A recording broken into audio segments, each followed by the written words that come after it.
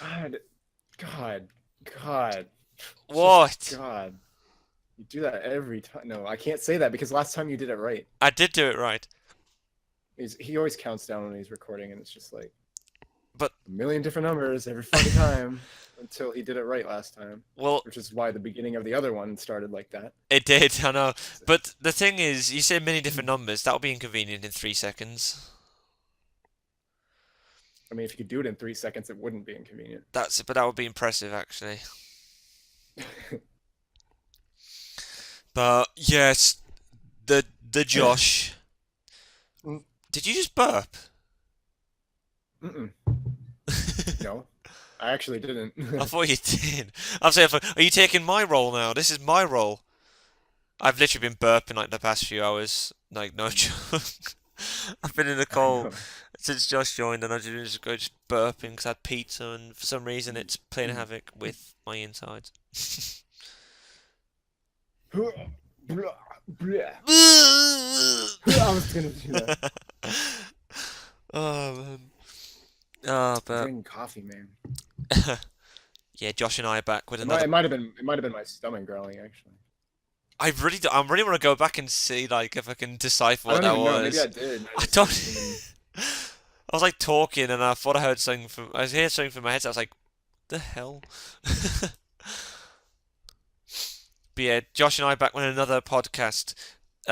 This one's the first one that's gonna be like, well, the first two we were basically giving our opinions on or answers to things. Like the first one we had the top 125 Nintendo games of all time, and the last one was that gaming challenge thing.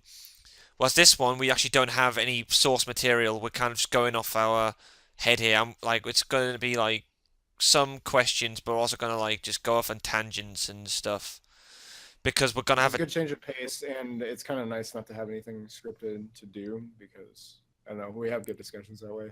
yeah, we like that's how our chats are anyway. Like I never just go. So Josh today, I never call him and go. So Josh today, here's our topic.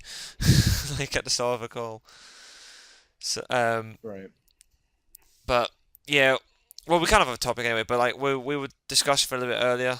Um, but we're literally just gonna talk about YouTube and stuff because it's I mean it's relevant. It's what we're recording on right now as we speak. That's what you're watching this on. And also that's how you guys know us really, and it's how we know each other and stuff.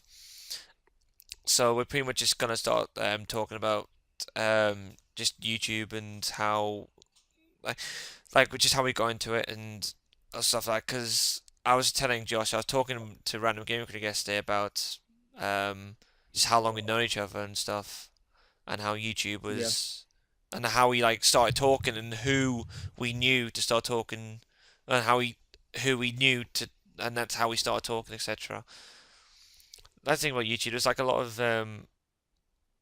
stories really around YouTube Yeah, and and it's stuff been like so that. long for me now that like there's a lot I've forgotten, but like I still remember like how I got into it and everything, and a lot of the people I met off the bat.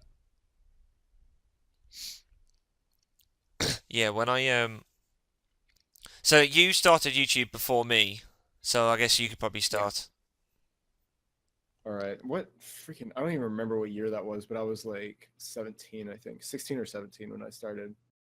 I was a junior in high school if that means anything to anybody, but um yeah, I remember watching people like Cloud8745 and Ultra J Man. Those were the first two people that I saw doing like the Let's Play format,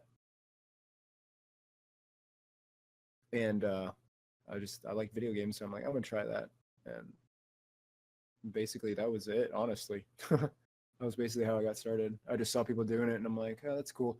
And during this time, it was like since I was a junior, it was probably like 2008. No, yeah, somewhere around there, because I graduated in 2010, so that would make sense. But um, yeah, I don't know. It's like I just felt like doing it one time, and during that time though, it was like still pretty new. Yeah. because I didn't know the history of it until like later on, how it like started as a forum thing, and people were basically just like posting screenshots of video games and typing like blogs about it basically. Yeah, I feel like that's something we could touch upon a bit later as well, like just Let's Plays and all that. Because I totally get what you mean. Because like that was the in time for Let's Plays, wasn't it? Really, and like Yeah. I totally get what you mean with that. Because like Also, Sapphire might jump in because he's on Rocket League right now. we could have a guest podcast. We could have a Yeah. guest. I like Oh. message him now because like I'll put pictures up and stuff on the background, Yeah. but I'll just be like, we are recording a podcast, so if you want to join, then join the. I can't type. Then join the Rocket League call. Yeah, and I don't really remember how I met some of like my Skype friends at first, because pretty much everybody that I started chatting with on Skype like knew me from YouTube, or that's how they like found me. And like I believe the first ones I started talking to, I'm gonna feel bad if I like forget anybody, but um, I vividly remember the first people I started talking to when I was pretty much starting out was Garlock and Fubo and Blue Mario, who at the time was Video Game Master Dan. And I know how I met Video Game Master Dan because I think he just commented on my videos, but I think like Garlock or Fubo like knew him before that. Yeah, all those Um, guys are super cool. Can verify. yeah, Beaner I met a little bit later, I think, and like Artie and Oh God, Artie. Yeah. um, who else? There's so many people that I talked to like over the years now, and it's crazy. And until a lot later. I mean, not like a whole lot later, but like it was after I was like at least a few years into it. Who was that? Ian. Huh? Sorry, who was that? It cut out a little bit for a sec. I know it's my voice connected thing. It's in red like this whole time, so I don't know why it's being so shitty. I was talking about you. Oh yeah, yeah. I met Um, Ian in high school my freshman year. yeah. I was to say I thought Ian was your. Yeah, that's what confused me for a sec. Yeah. So yeah. Um, Mhm. yeah. So for me, I started in 2010, and I would have Yeah, been. so I was only a couple years into it. Yeah, I would have been. I was 16 when I first upload. No, I was 15 when I first uploaded. Um, I got into LPs in early 2010. I think again, the thing is though, like these are stories that we have touched upon as well in the past on YouTube videos we've done. But it's like always, it's cool to go back anywhere because like, I mean, in a way, and it's good because it's actually just in a like consigned place anywhere. So it's like, oh, here is the YouTube podcast. But it's like, Yeah. excuse me. But yeah, I started. I first got into Let's Plays when I saw GNR 5000's Let's Play of Diddy Kong Racing because I was stuck on like some of the key locations. And the thing is, I don't know how I got into it because I used to. You talked about like forums and stuff. I used to I used to go on game FAQs all the time. Every time I wanted to look up something, like if I was stuck on a game, I'd just go on game FAQs and scroll down to whatever bit was the relevant bit, and that's what I did for years. And like I even wanted to do my own game FAQs at times, and I can't remember how I got onto. I think I just YouTubed like Diddy Kong Racing Key or something. I can't remember even remember what I typed in, but then I came across Let's Play Diddy Kong Racing, and then I ended up from being stuck on one part, I ended up watching this whole playthrough, and I was like, "Wow, this actually was so much fun! Just playing a game and just talking over it." And yeah, and then I ended up just watching So I watched all of that. Then he did Donkey Kong 64, and I was like, oh, I have to watch that next. And then I ended up just typing in all these games and all sorts, and then yeah, it just went from there. And that's how I just suddenly, I didn't out of nowhere, I was like, wow, I found this new area of entertainment I wasn't familiar with, and Right. And like for me, like when I came across Cloud 8745, like I was like, holy shit, I really want to do that because like he was just so funny and I just like he was just so entertaining to me and I'm just like I've loved video games all my life and it was just like right up my alley and I'm like, you know what, I'm gonna give this a try. So basically, I didn't even like ask anybody anything. I like Googled shit and Cloud said a few times that he used like, you know, Skype to talk to people while he's recording. He was like he used Cam Studio or whatever it was because that's what I started out with was Cam Studio and just like emulators and stuff like that. Like I never asked anybody and I wasn't really involved with the community at all. Like I didn't really talk to people. I just kind of started doing it. yeah,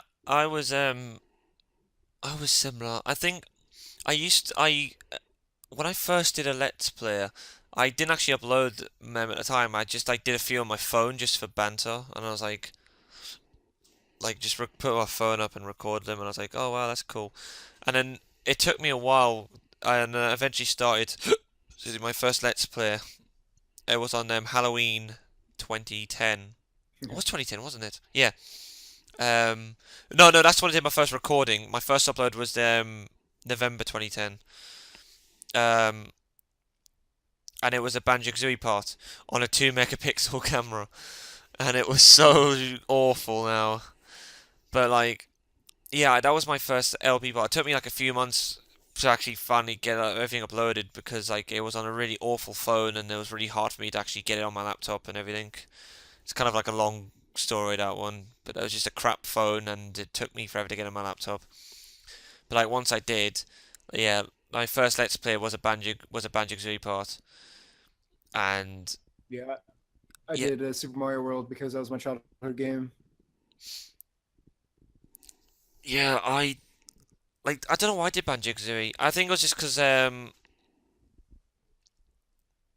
my friend was around at the time, and we'd watched the Banjo-Kazooie Let's Play, and I was like, oh, we should totally do, oh, I should do one, and you should watch, and you could like commentate with me or something.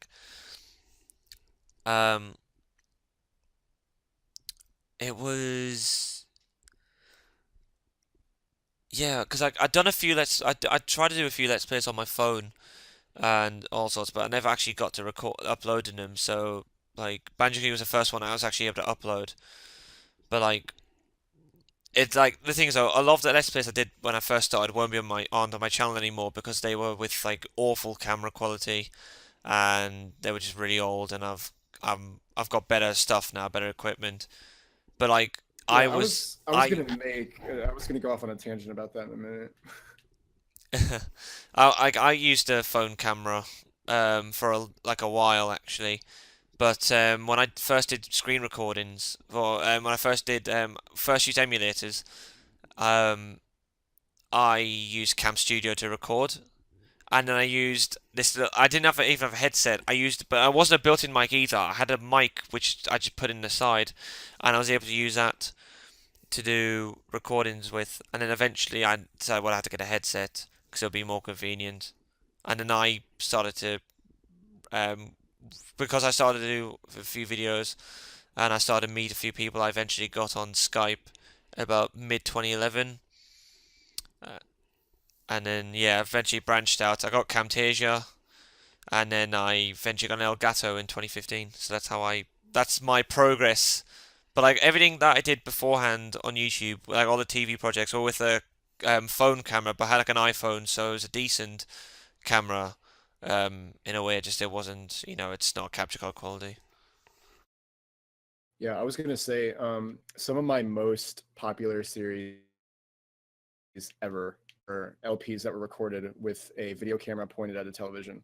So I was just gonna say that like video quality in and of itself is really not the important thing. It's like, you know, the personality, your like content and just like interaction with audience and stuff like that. Just like your quality, you don't have to upload, 1080p, HD, whatever, 4K videos. But like at the time, like people are so spoiled now. At the time, like the max was probably like 480p back then. Yeah.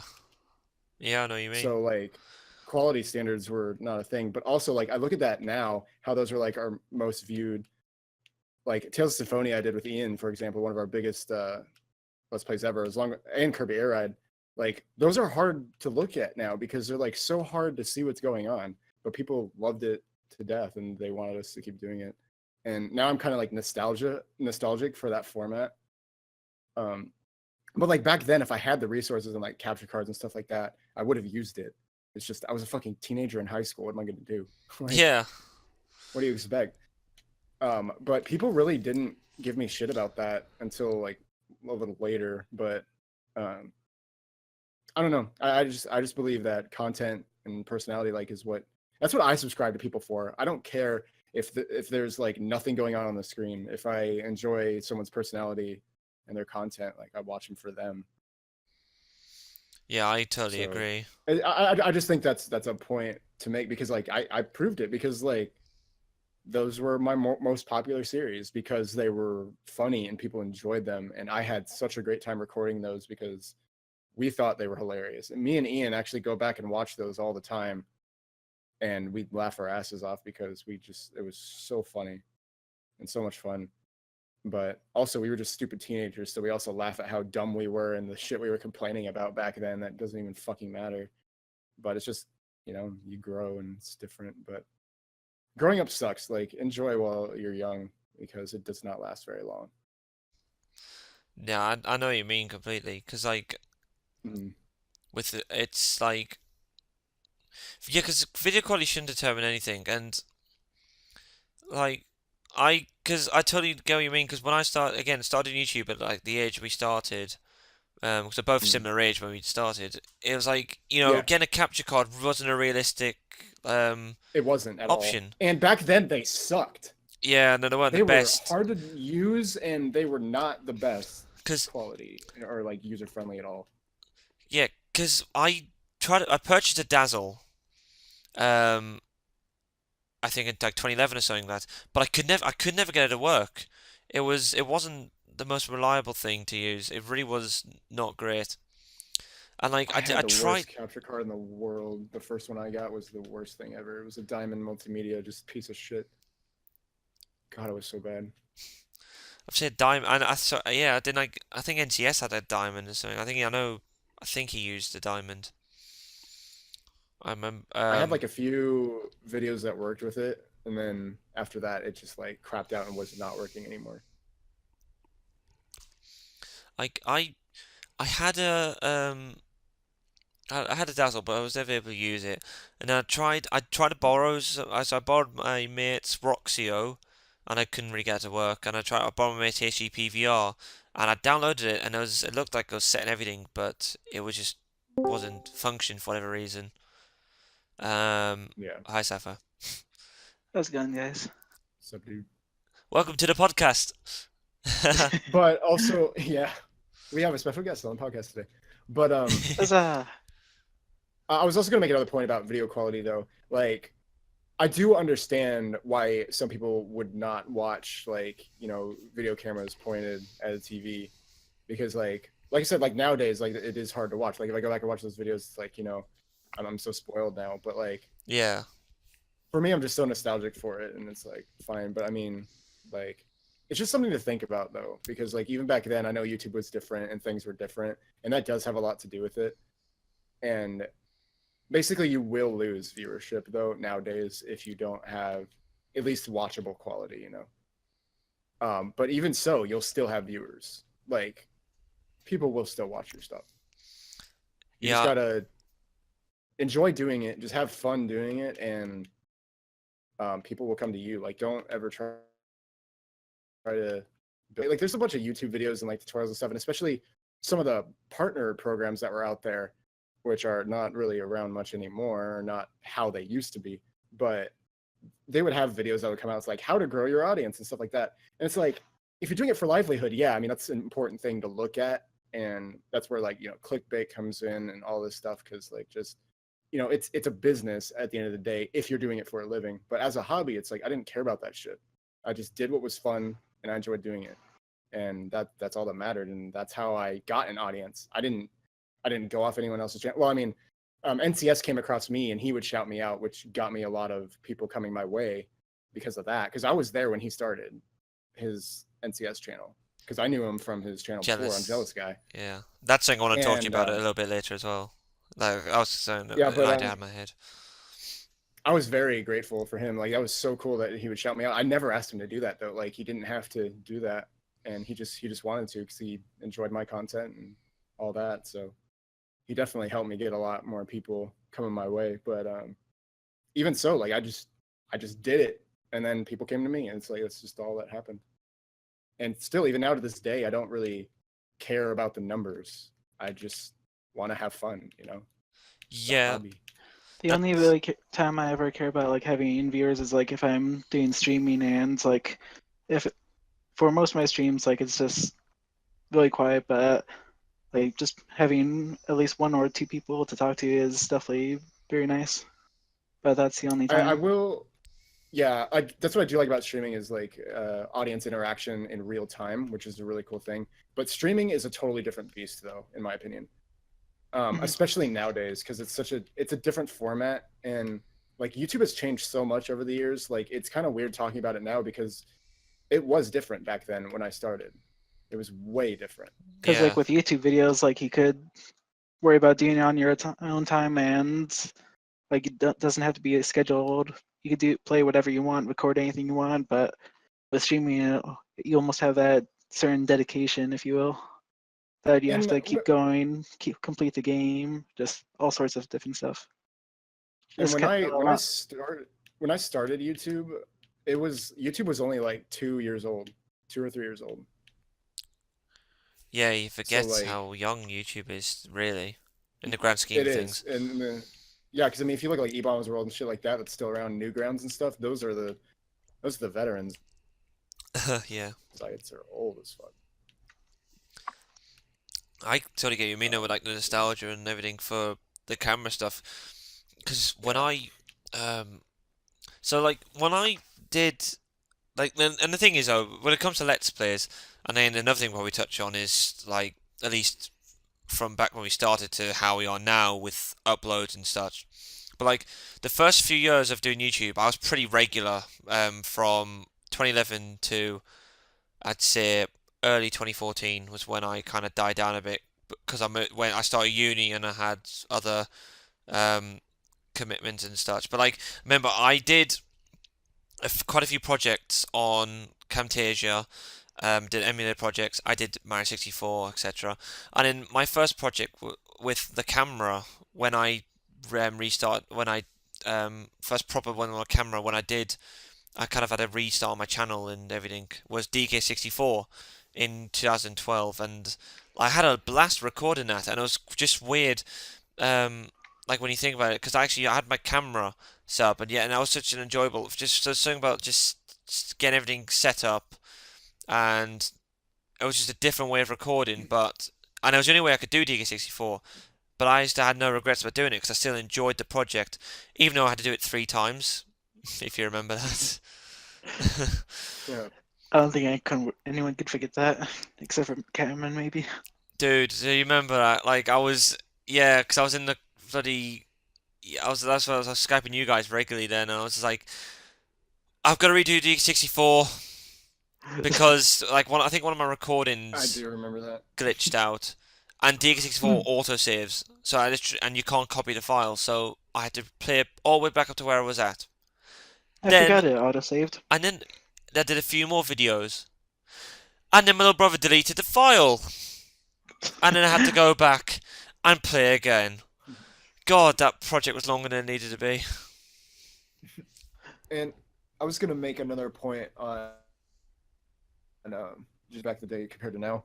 Like, one thing that was consistent about it is you definitely hold your audience to, like, you get more views and like more people come to your channel with consistency and always uploading. Because back when I started, I uploaded every single day, sometimes multiple videos a day, because again, I was a teenager, I had nothing else to do. And I would just go to school and then do that. Like that's all I ever did for a few years. And like I remember my first Let's Play Super Mario World, every single day I had at least 1 or 2 parts going up every single day. So I finished it, and then I go on to the next one, and I did that every single day. Because especially nowadays, people's attention spans on the internet are even shorter than they used to be, and that's why Vine was so successful. But then it went and died. But like still, that format still like exists, and it's still like a thing you can do. It's just like different. But internet years, you know, it's like minutes, man. It's fucking ridiculous. But like The definitely TRT having time dimension. consistent uploads schedule definitely helps.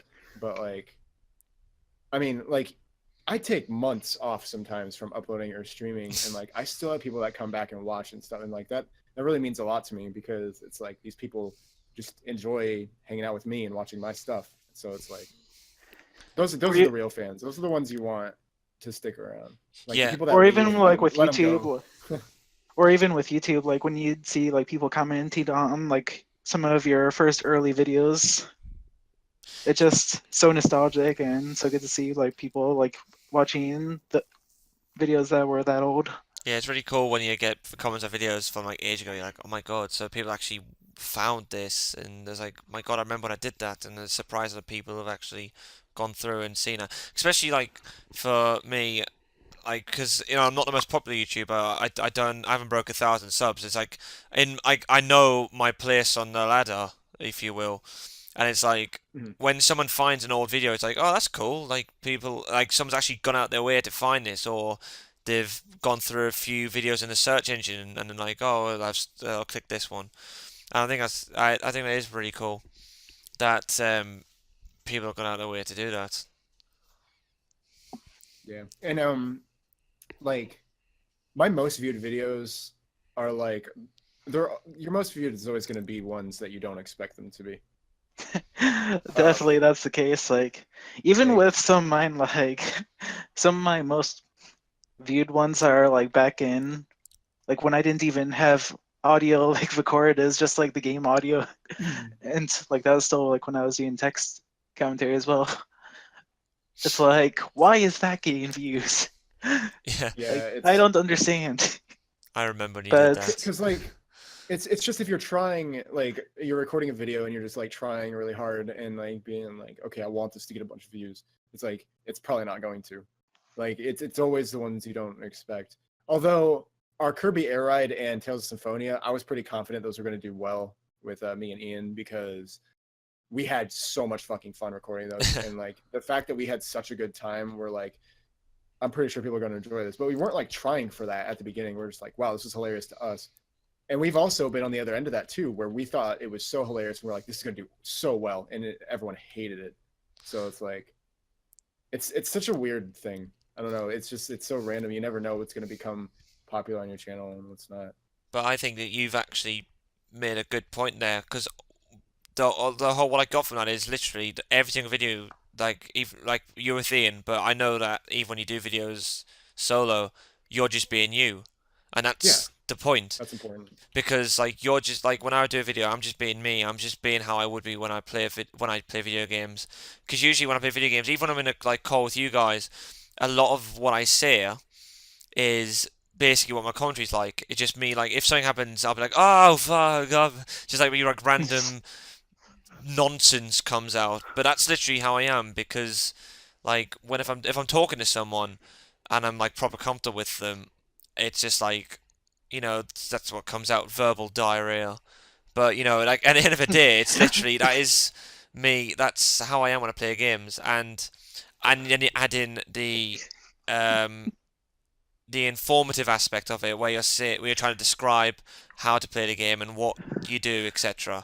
And it's that just the combination of that.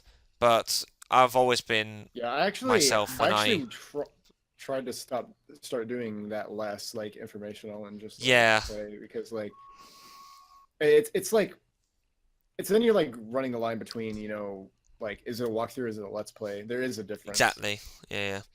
But I mean, you can a good balance of the two is nice though. Like I appreciate that, even That's in stuff that I watch. So And there's that's some like that go the distance to do kind of both. Like Chugakano, like he's a very good Let's Player and he does like 100% walkthroughs at the same time.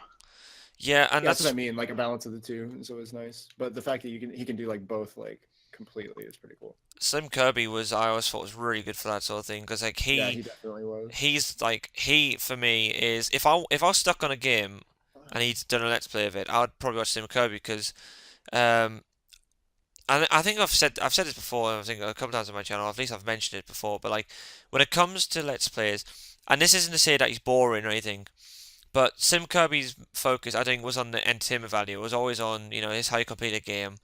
And because like if I watched his LPs, I know I'd get the information I need from Yeah, just to help complete a section. But like, I don't think he focuses primarily on entertainment. Like his commentary is very informative, whereas there are other Let's Players like like top of my head, so like Markiplier. His automatic um his style is based around just entertainment and being funny, humorous, or like Jacksepticeye is all about like his loud enthusiasm. You know what I mean? So like everyone has their yeah, different styles. But yeah, and that's kind of that's why nice. I wasn't a fan of the Yoshi story let's play I've done because I mean, whilst it was because it was a good challenge to do was doing the all melons thing, but there were so many times where I was just literally looking at the guide myself trying to learn how to do it, and I was like, right, so yeah, I've got to do this, and I felt like it was so tricky to do, and I was it's definitely not one of my better let's plays for sure. Also, side note, I'm playing Rocket League right now, so that's why I said fuck a minute ago. So- Wait, you're on Rocket League? You gotta tell me how this because I've done some games because I'm playing Well, Rocket no, I League was right planning now. on it. I literally just got back on though. Like I was Oh, just playing okay. Paper, and then I came on to this. But I was playing before. As soon as I switched to Mario Kart, you were on Rocket League. I didn't think it would be like I wanted to focus more on the podcast than anything at the moment, so that's why I didn't really say anything. Gotcha. But yeah, yeah, that's pretty much like my thoughts on like at least commentary styles. But Oh, I was gonna make a point on that too. Like Markiplier and like Jacksepticeye, and I mean there's a ton, but they are some of the most impressive Let's Players ever.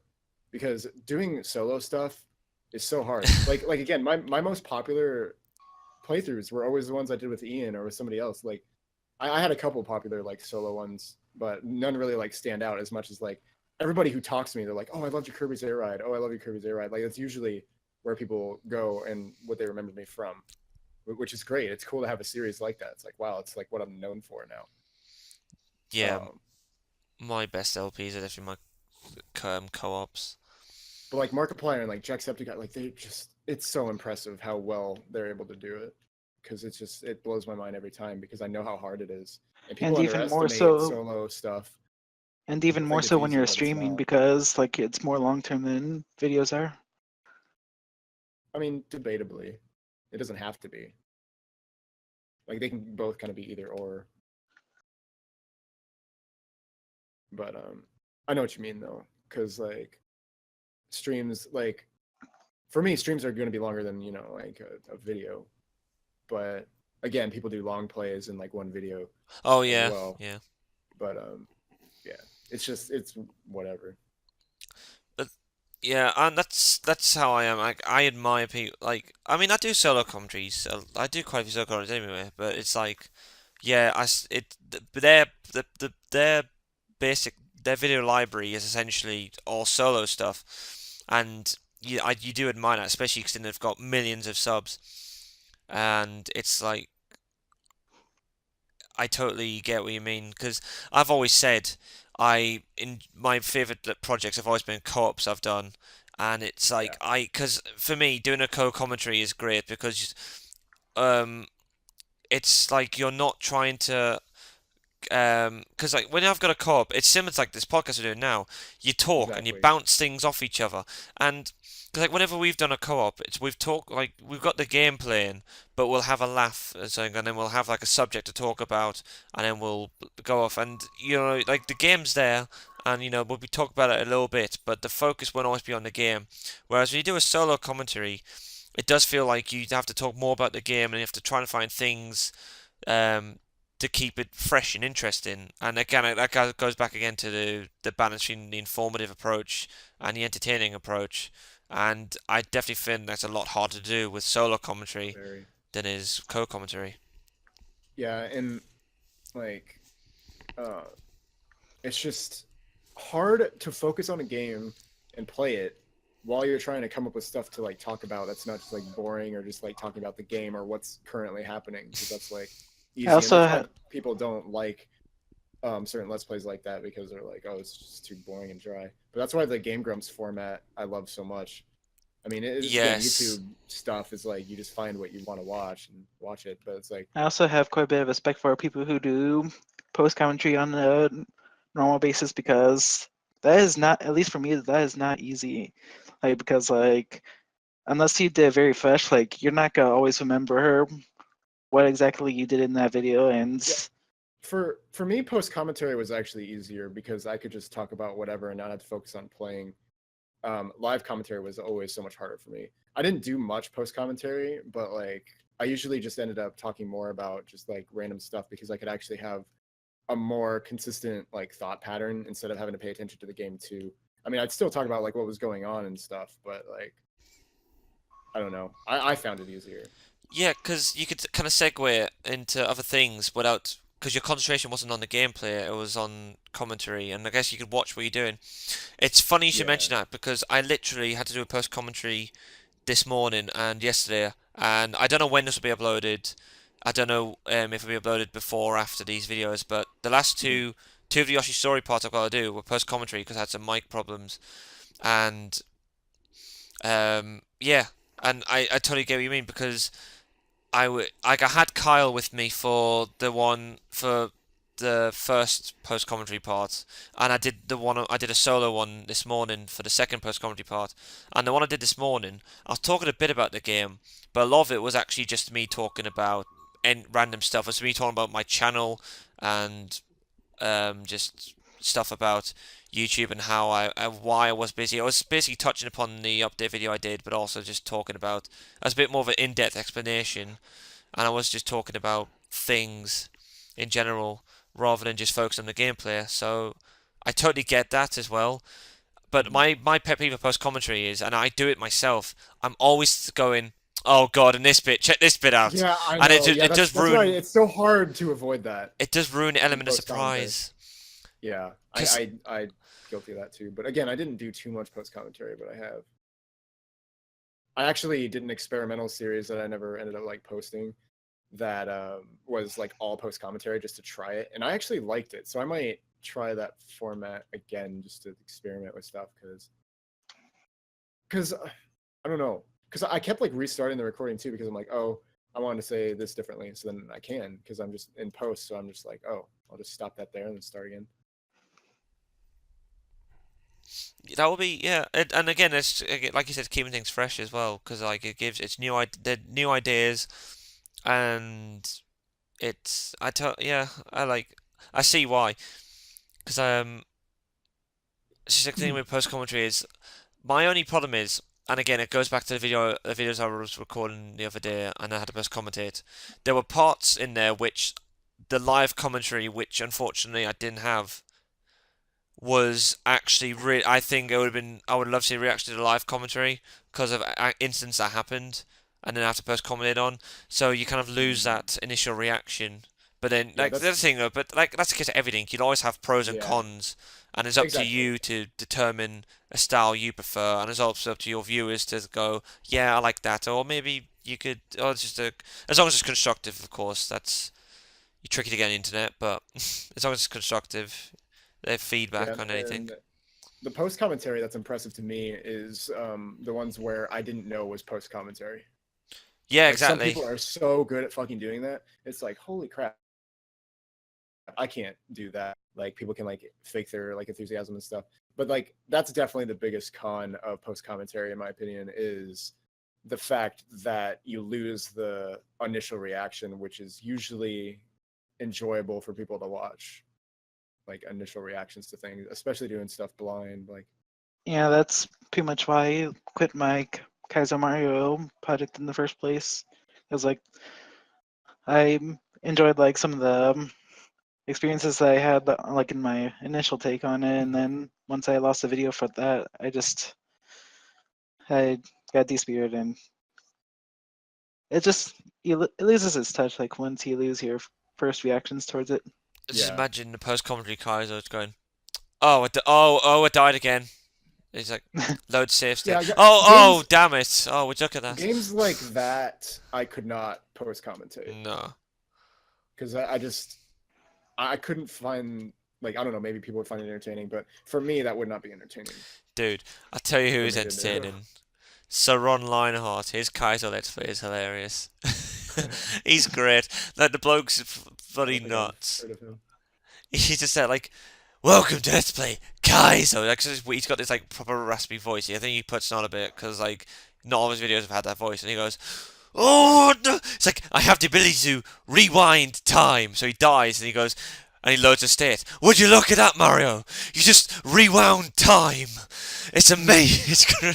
It's like I need to show you it. It's actually hilarious. Like he hasn't uploaded for ages, but again, that goes to what we were talking about earlier about how Let's Plays seem to have a shelf life almost, and we're definitely in that era now of just just post Let's Plays almost. Because I wanted it's to not popular touch upon that. Yeah, I was gonna mention that too when I was talking about Markiplier and Jacksepticeye. Like, if you look at Markiplier's YouTube channel right now, he's not getting the views anymore. Like, not as much as he used to get. And like, I know there's a lot of like Let's Players now, but like, again with the changes of YouTube, how they, you know, choose what people see in their feeds. Like, they now, even if you're subscribed to somebody, YouTube will only show you what they think you want to watch. Sometimes even if you're subscribed to somebody, it won't pop up in your feed. And even people who like click the bell and everything, even some of those. So like you're really only getting the consistent viewers. So it's much harder to get views on YouTube nowadays. So there are people with millions, but like hundreds of thousands of views. Or like I know someone who's at like Sam Tabor. He's like a skateboarding guy that I watch, and he does a lot of other stuff too. But he has like 750,000 subscribers, but he only gets like 10,000 views on videos right now. Yeah, I know. That's I know what you absurd. mean. That doesn't make any sense.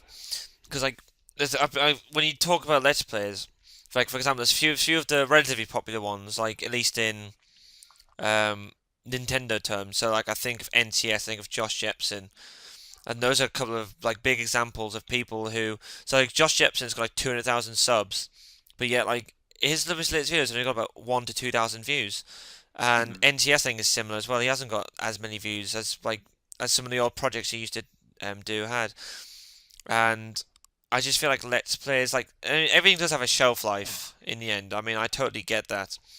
Yeah, but I mean that just goes for everything. Yeah, like trends and stuff. It's just what it is. And I feel like for me, it was about like it just seemed like 2012, 2013. Just in my eyes, I thought like Let's Play seemed to be just getting repetitive and dying down for whatever reason. I'm not too sure why. And like because it felt like, but that also you talk about that. Cause I think some of the people you mentioned, like Markiplier, he didn't start till I think about 2012, 2013. Jacksepticeye, I think, was about same. I know Game Grumps started in 2012 as well, didn't they? Because obviously it was just Eager Raptor and John and their own channel. Yeah, and and they it weren't helped that they really had, like established careers before that. So Yeah, like, that definitely helped. But like I didn't think it was that long ago that they started. Oh yeah. Yeah, it was And they've been doing 2012. Game Grumps for like 7 years. 6 years It's been a now. while. Yeah. But like Aaron and John, I know had their own channels, but they weren't really gameplay channels, were they? Because Aaron was all about animations and skits and all that, And like John's funny channel was more videos. reviews. Yeah, so but like those are free channels, like for example, and they started somewhat later on, so it kind of feels like they have almost revolutionized Let's Play in a way, and like made it. They've changed it a little bit. Whereas the likes of NCS or Chugga Conroy or Josh Jepson, who are like old-fashioned Let's Players who had their games, etc. Maybe because like and nothing wrong with doing it because like in a way all the Let's Play videos we've done are similar to theirs. Like we're just gameplay, commentating, Yeah, etc. yeah, Um, basic formula. yeah, exactly. But obviously, like maybe just they were just maybe just the new people have come in, like because Mark, like I guess you got like Facecam, Markiplier and Jacksepticeye have Facecam, and it's a lot of reactive games like horror games.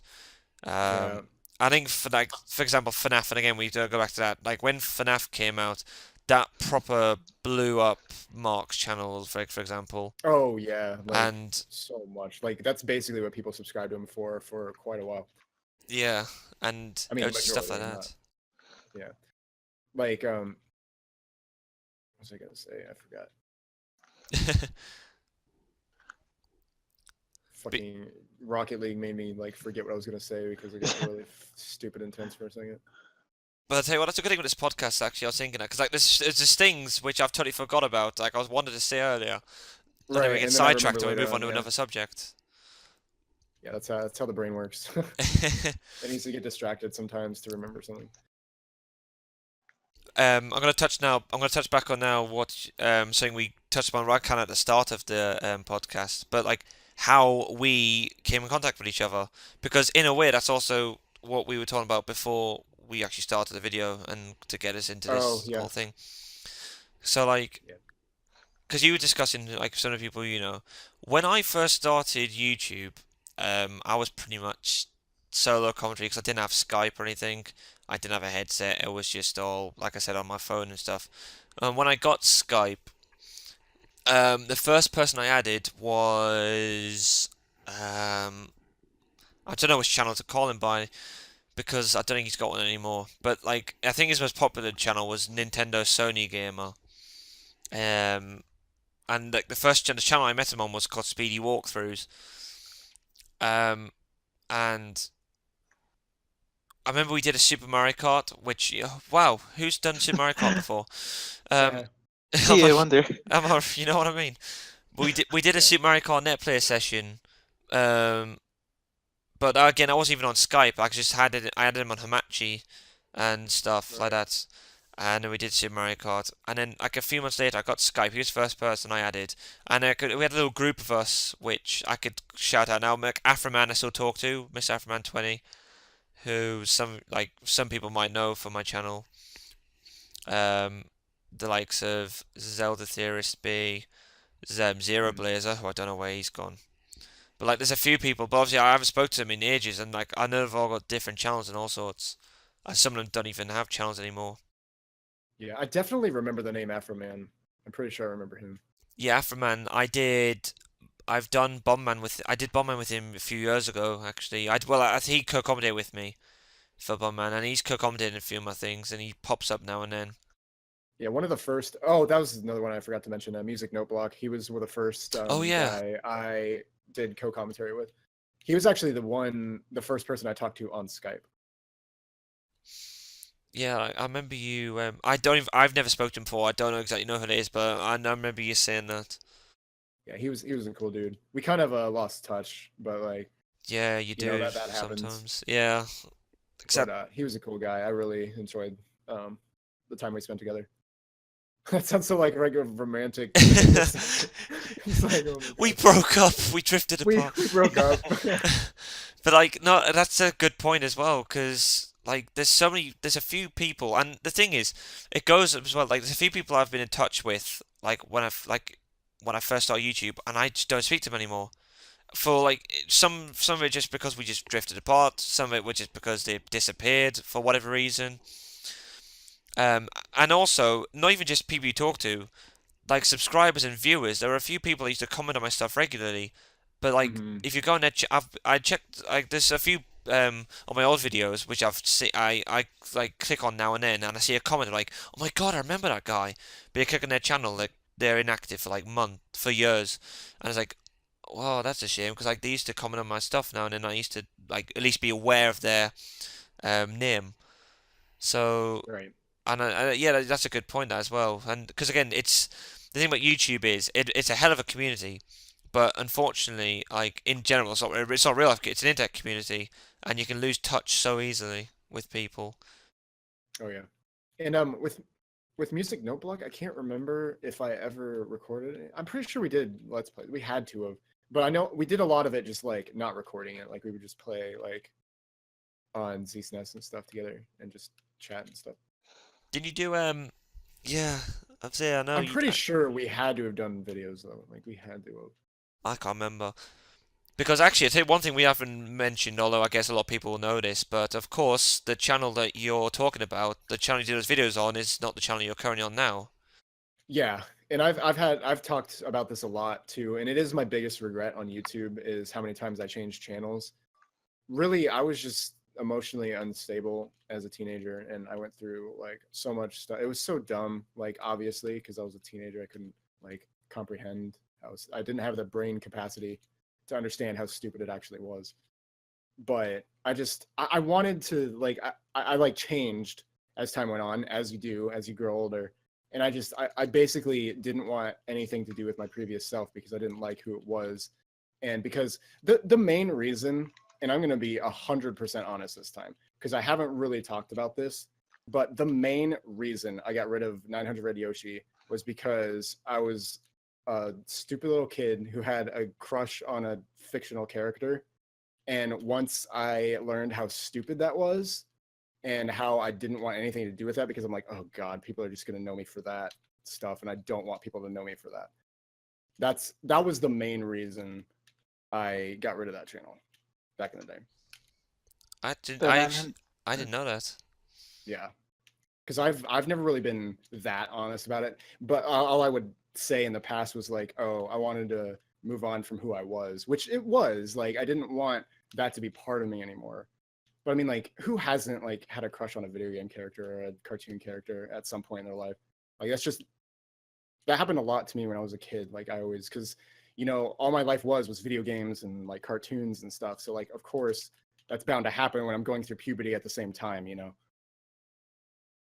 But it got a little out of hand because I was a little obsessed when I was younger. But it's just how it was.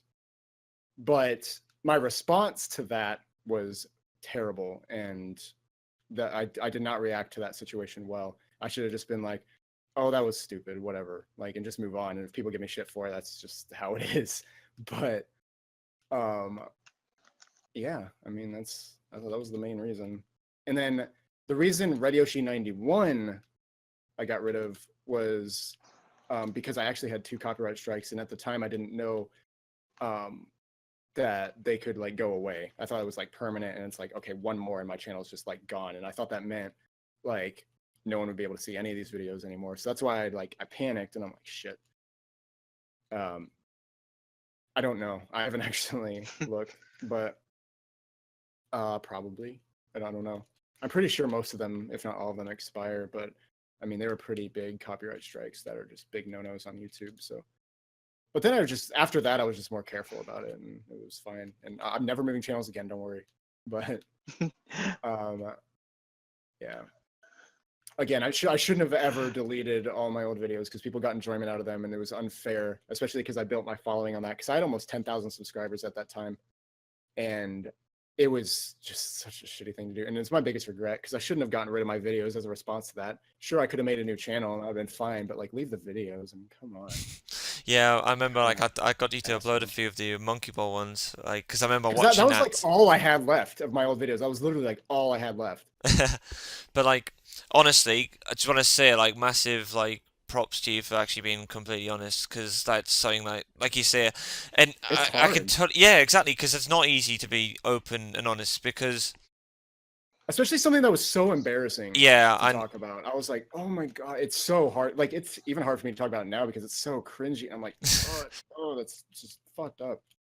but at the end of the day, it's like you can't help like anything There like are that. there are worse things in the world, yeah. Yeah, of course. But like, and I know that ties. I know that ties with in a way with the head Ian got. 'Cause I know that I've seen the Red Spray video Oh, that yeah. Ian had, Yeah, and I know a lot I of the remember that. comments on that were, and I know I saw because like this is years ago now. I remember watching that video and I saw a comment from 900Yoshi. Actually, You I were don't remember this. you were you were defending him as well because naturally I you was would. He's your friend. pissed back And yeah, I then. know you Yeah. were pissed off for that. And I love the comments Yeah. again. Oh yes, just like tin a piss out of Ian, saying well he's a furry too, blah blah blah. And then like you commented, and then some of the replies are going, well yeah, check. Of course you stick up for your furry friend, you fur fag, and all that. And I saw all that stuff, and I It's like it had nothing to do with our interests. It was the fact that he was my best fucking friend. in fact, he's his best friend. You're taking Yeah. and Red Spray the tin a piss out of him for a video because like he was like singing in a like a high pitched voice and that. And I mean, if you think about it, this is a kid, a little kid, like a teenager on YouTube being torn a new asshole by like adults. That's kind of fucked up if you think about it. And the thing is, and Actually, I know I don't know how old they were when they did that actually, but I don't know. But the thing is, though, Ian's got really thick skin, and I actually admire Oh, Ian because yeah. I've seen a lot of his like videos and comments where he's just gone, I- well, I- you know, if you don't want to be here, then you know, see ya, whatever. yeah, he handled it a lot better than I did for sure. I was just, always the Well, you didn't fucking handle it the wrong verbally. way. I mean, you can't see handle it the right or the wrong way. It's like at the end No, of the day, I everyone, definitely didn't handle it right, but it's He like handled it the left way. yeah, tumbleweed. But still, I mean, like I understand what Retsu Prey was, and like I get it now. Like it's not a big deal. If that happened now, like I wouldn't have ever commented on it. Like we wouldn't care. We'd be like, oh, that's kind of cool. Some people like actually. Some people think it's wear an it as honor. a badge of honor, and it's Yeah. like, yeah, because I think it is because I mean, like all publicity is publicity, whether it's good or bad. But it's like again, it's like my biggest fear was just being known for something I didn't want to be known for. Like, Yeah, that's the thing. unintentionally. But it's like that's just the internet though. Like people are always going to dwell on the negative shit or the stuff that they can, get to you with, which is why I wasn't ever 100% honest until now with why I actually closed my original channel, because again, it was so embarrassing to me, and I'm like, I just it was hard for me to talk about because I'm so different now, and it's like I don't know, man. It's But just stupid.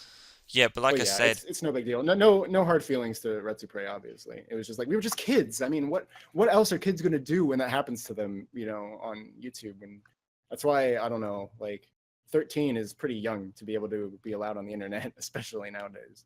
But we were like, I don't know, 16, 17, still young as fuck. but like I want to say though, again, like massive props to you for actually been coming on with that because, Yeah, I as you've appreciate it. said, it's.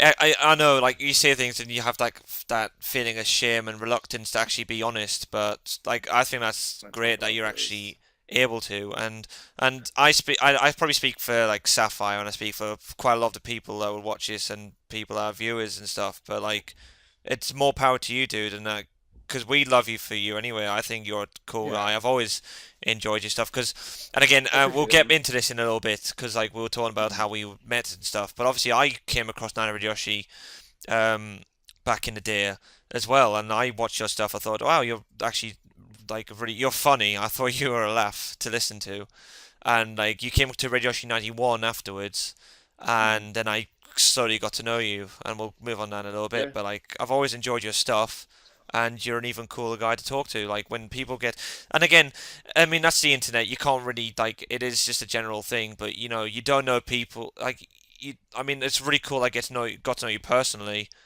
Yeah. and all sorts. But It's pretty like rare for that to happen just in general on the internet because like, well, not nowadays, but like back then especially, it was pretty like yeah, especially because it was weird as well. Because like, and when you think about it this way, I was basically a fan in a way because I did enjoy yeah. your stuff. Of your I videos. liked. Yeah, I'm a fan of your videos. God, Yeah, that was a jedge. that was good timing for that. I'm sorry we're like out talking you, Sapphire. Like, please, if you have any input, like, feel free. It's probably just one big thing I wanted to say.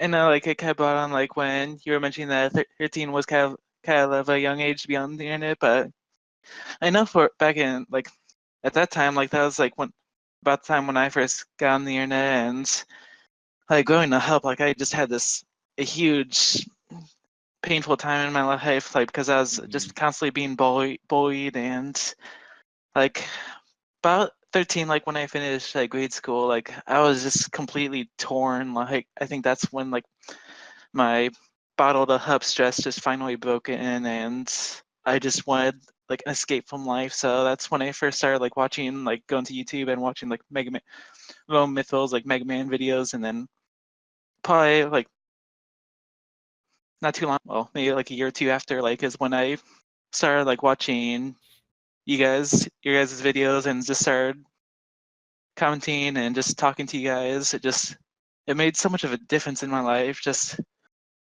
made me start feeling better about myself and just starting to get out my shell. It just means so much to me. Oh hell yeah, man! That's Like I'm great. glad. I I'm glad know. we were able to help you out of a bad spot, man. That means a lot. Like, I don't know where I would have been if not for you guys. I'm glad, man. I'm glad we were able to help you out, man. I I totally feel honored. appreciate that. And like you're Yeah. like and I actually said something on Facebook the other day. I don't know if you saw it, Sapphire, but like I put it was like a friend anniversary sort of thing, and I literally put Oh yeah. like one of the most genuine blokes I know because like you are so um down to earth and like cool, and you're like one of my best friends on YouTube, and you again another point you make as well. Like YouTube is such a good way of just escaping reality and meeting like really cool people, and like it was a good stress relief because like there's times where like you feel down, and then like Yeah. and then I turn to watching YouTube and then chatting to you guys, and then it's like wow, like thanks a lot for helping. And Sapphire, I remember a while back you sent me like I've got a few documents saved from like notes that you've sent me. Like I think it's on my old laptop. But like I don't know if you remember that, but I've still got it as well. Yeah, I still remember that. Yeah, I've still got that saved on my old laptop. Yeah, man. Like I said, like I've said this a million times, but I mean, we are always here for you, and I'm glad we were able Yeah. to make a difference in your life because that's what I was trying to do because I knew you were in a bad spot, and I'm like, I wanted to help you. And actually, I tell you what, I remember you were the same for Nate, weren't you? When you first Mhm. started talking to him. Oh, Nate and his farts, man. Yeah, you know what? A random game was enjoying this video until you said that, and now he's gonna comment saying, "Will you Oh drop the shit, that's fart, right. guy?" That's true. Yeah. Damn it. I totally like it's so funny because it's like I can just basically bait Kyle to comment. I could just be like, I'll say this and Kyle will comment on it. We're here for you, Kyle. Literally comment on this video now. Nate farts, and Kyle's recording fucked up again. Ah. I'm sorry, I didn't mean to just like completely derail that. No, that's well, again, that's what YouTube's for, and again, that's what we're all here for. Like the thing Yeah, is, we're here for the I feel serious that stuff, way. and like we're here for each other, because like we've all collectively had like moments where we just felt like Mm. shite, but then And we've all that's collectively had those moments where we've just got each other out of that, and like, wow, this is such a laugh because we've got so many in jokes between us, like it's unreal. and then that's another reason I like hated my old self was the way I reacted to like trolls and stuff and situations. It's because I was at such a fragile point emotionally in my life that like I just took it out on other people when they attacked me because like it was the only way I could handle it at the time. It was the worst way to possibly handle it, and I got a lot of backlash for it, which I deserved because I was straight up dick to people who actually liked me and enjoyed my stuff, and I just took that for granted, and I totally just went off on people that didn't deserve it. And that was another reason I wanted to move channels because I'm just like, I don't want to be known for this. Like, this is not me. And it was just like so grating to me. And like some people like are like, why do you care? And it's like, I don't know. Why did I care? I don't know. Like, I just did. It felt like a tag almost like SapphireYoshi, like, as if oh I was Yeah. associated with like this negativity, etc. Yeah. And then that just I just couldn't handle it at the time. And again, like if I could do it all again, I would if I could just go back in time, I would still be 900 Radio Yoshi, like obviously. Yeah, because again, if you look back in hindsight now, obviously like that channel became defunct years ago, but like if you Yeah. look back at it now, like not many people would really remember that much, I think. But like obviously at the time, you close the channel, like get rid of the channel because it's like all that. Then you moved to Radio 91, but like a few years down the line, you know, a lot of people go, like you still say now, you get people go, wow, I didn't realize you're an Yoshi, been looking for you for a while. And like you actually get a lot of positive comments in that regard, don't you? Saying, wow, I actually missed your stuff, and I'm pleased I found you. I don't get many I know, people and I going, love those wow. comments. I freaking love those comments because that is the majority of what I get. Like people are like, "Oh my god, I've been looking for you for like years," and they're like, "Holy shit, I'm glad I found you." Like that just explain that feeling. It is so fucking cool, and just the fact that people have stuck with me that long and wanted to seek me out after all that too. Because like Radio 91 was also when I had like I still was a teenager, you know, and I still had like emotional problems, and that was another reason like why that channel ended up closing too, on top of the copyright strikes. Again, it was just a whole bunch of stuff. It was just stuff I didn't want Yes. to like people to think I was and shit like that. It's just like, ugh. And the trolls didn't make it any better because they made, you know, videos mocking me and baiting me, and I took the bait like a dummy, and you know, it was just I just didn't want to be that guy anymore because I made so many mistakes that I just like, you know, on the internet it's permanent. So it's Yeah, just like, and well, I feel with you on that one, Josh, because like you could say in a sense I was 900 Red Yoshi as well because like it wasn't for as long, but like all the bullying that I got in grade school, like I kind of did the same thing. Like I just kind of backlashed it like onto someone else that was like giving me a hard time, and I full-heartedly regret it like every single day same. like that it's been going on. Yeah, because like it just sucks because like it was basically for me like because I was so depressed as a teenager. I was borderline suicidal. I had suicidal thoughts, but I never really did anything about it. I never cut or anything like that. But I did have legitimate depression. And it just got to the point where like, you know, I would try to like stream or do videos to, you know, escape that too. And then when people are still like bringing me down on that stuff, especially because I was so honest about things, how people knew my weaknesses, which is why trolls were able to get to me because they took what I gave them. I gave them so much ammo, and like they knew what I was sensitive about, so then they just attacked me by doing that. And then it was just like on top of everything in my own life, it was like, oh, that's the last straw. When people got to that point and were getting to me, I'm just like, fuck it, and then I just take it out on them. And it's the worst way to react to a situation like that. But again, in like streams and stuff, like that was just text on a screen to me. Like if I was face to face with those people, it would have been different. But even so, I was in just such a bad emotional place, and I feel so bad for what I did to people back then, and like the things I said. I really regret it, and I wish I could legitimately apologize to those people that I hurt because I said some really awful shit to people. It's like the same concept as like you're having like a really shit day at work or something, or like a shit day, and Exactly. like you Yeah. come home and then you snap at your mum or you snap at your girlfriend or whatever like that. Right. Because like Yeah. I've done that before. Like you know, like you get like people piss you off, and unfortunately the people that aren't intending to, they get the brunt of it. They receive like the backlash, like you said. So it's in it. That's like essentially just a basic human um like thing that we all do. It's like, Yeah. or a bulk of us do, you know, like we react to the wrong people almost as like that. Yeah. The frustration builds up and then we release it on them. We unleash it on them rather than the people who caused the frustration.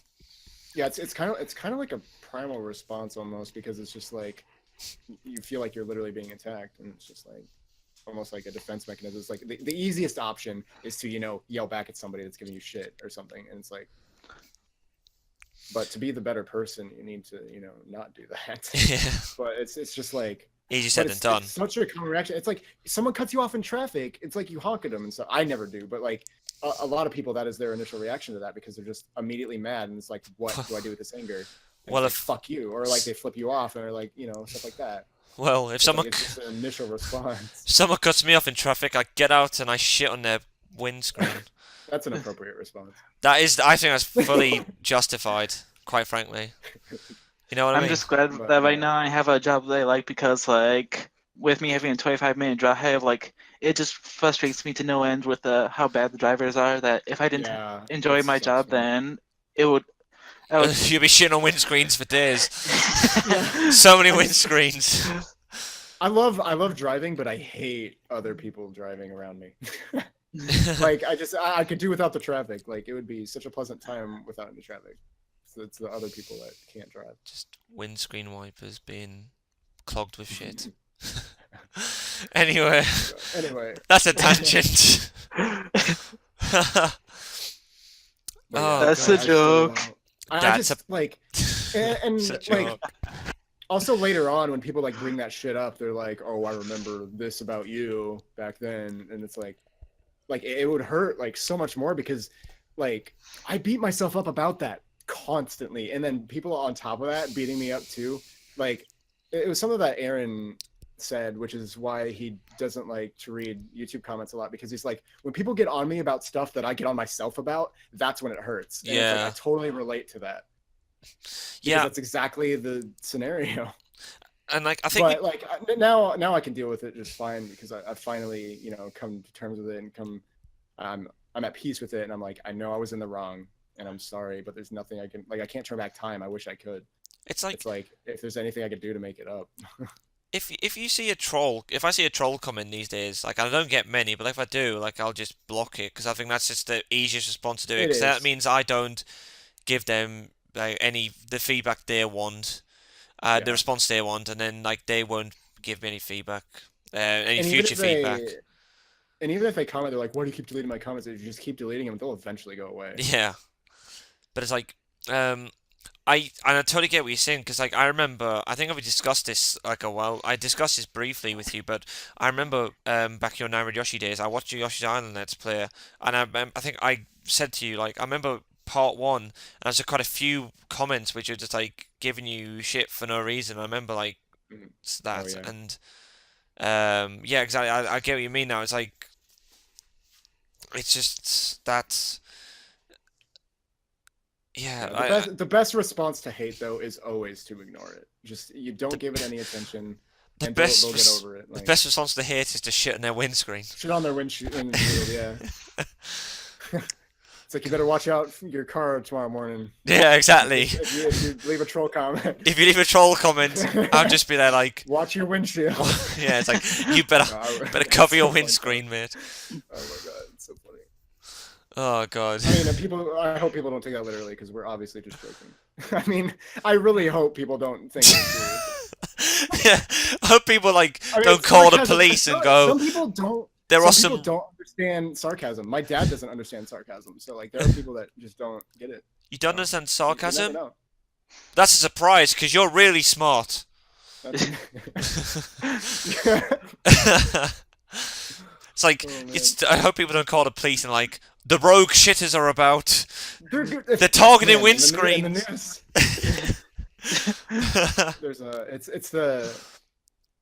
It's the serial pooper. The serial pooper. From Bob's Burgers or whatever they called it. Oh god, poop.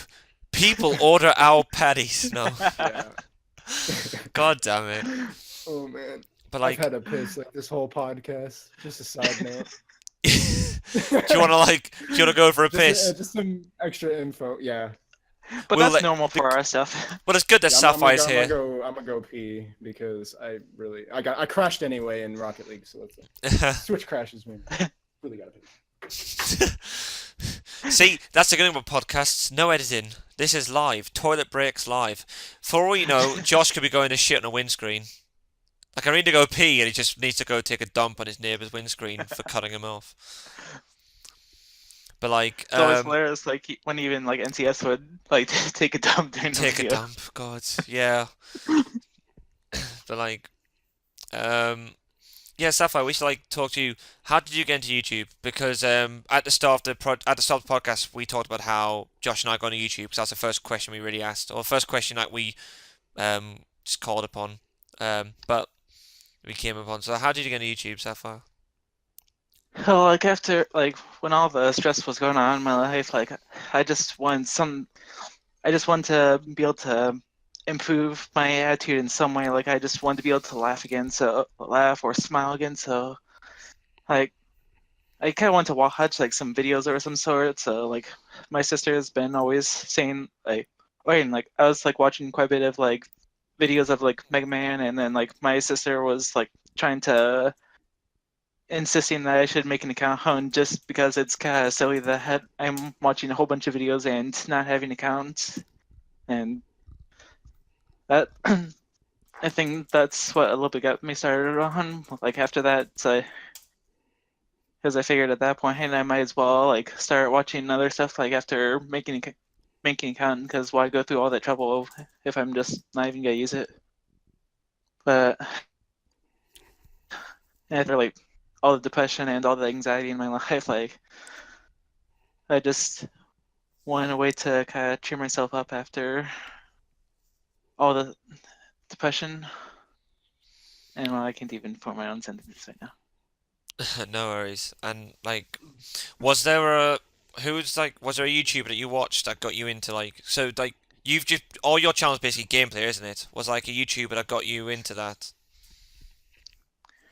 I know Rome Mythal was the first one I remember watching. Who's that? He's like a huge Mega Man player. Like he'd be doing like perfect ones like of all the old school Mega Mans all the way to like some of the newer ones. Like so he'd be doing like Mega Mans like 1 through 8, 9, 10, Battle Network, and he'd be doing like all the levels while not taking any damage and only using like the original weapon. And like that just always fascinated me, like how he'd be able to do that, and it was just so fun to watch, and just some of his reactions was just hilarious. And that encouraged you to start YouTube. Well, it was my sister that got Well, like me. to start doing videos. Oh,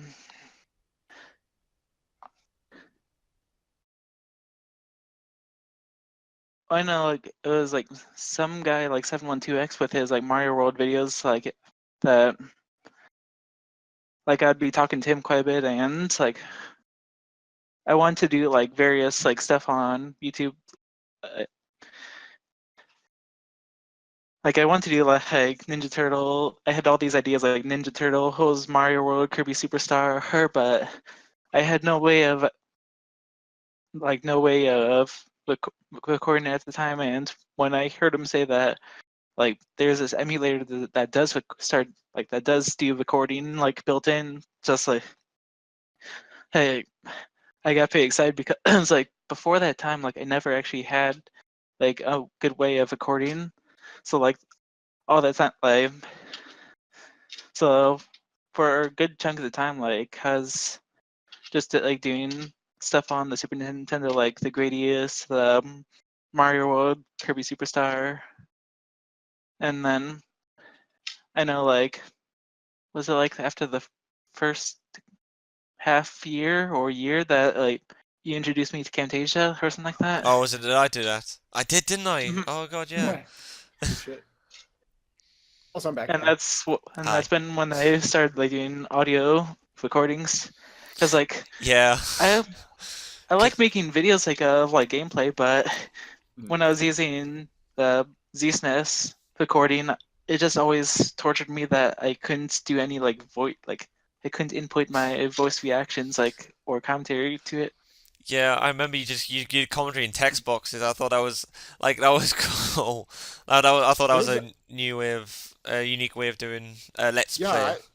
I actually saw a few people that did that. Like I used to watch some of them every now and then.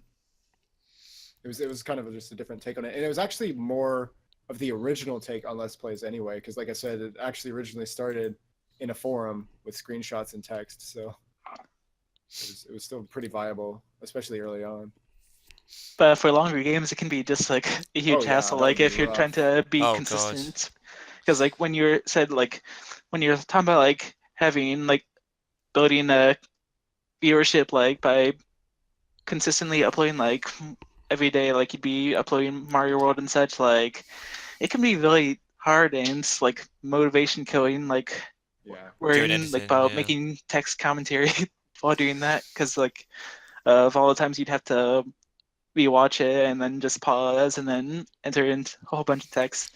I mean, it's fun being able to enter in like text commentary, but it's a lot of work. Did, And I also respect people who do a lot of edits like in their videos.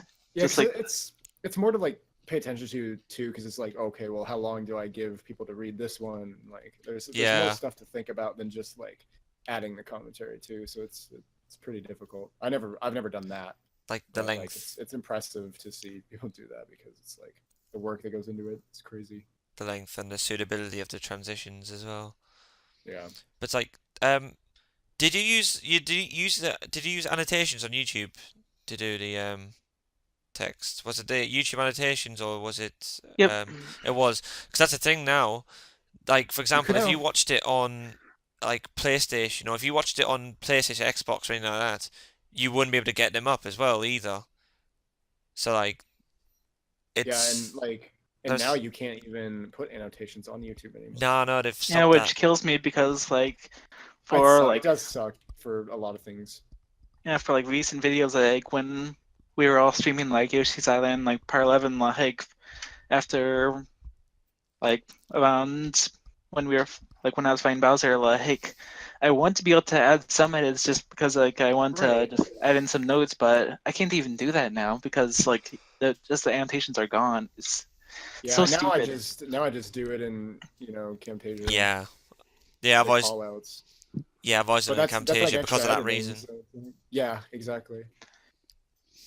But one thing actually, another area I want to talk about is actually something that you've mentioned, Sapphire, and like it kind of coincides with what you were discussing when you talk about how you said you got into it because you were like bullied and depression and all that. And I mean, I don't really, kind of alludes to that, but I'm not going to go into that because it's.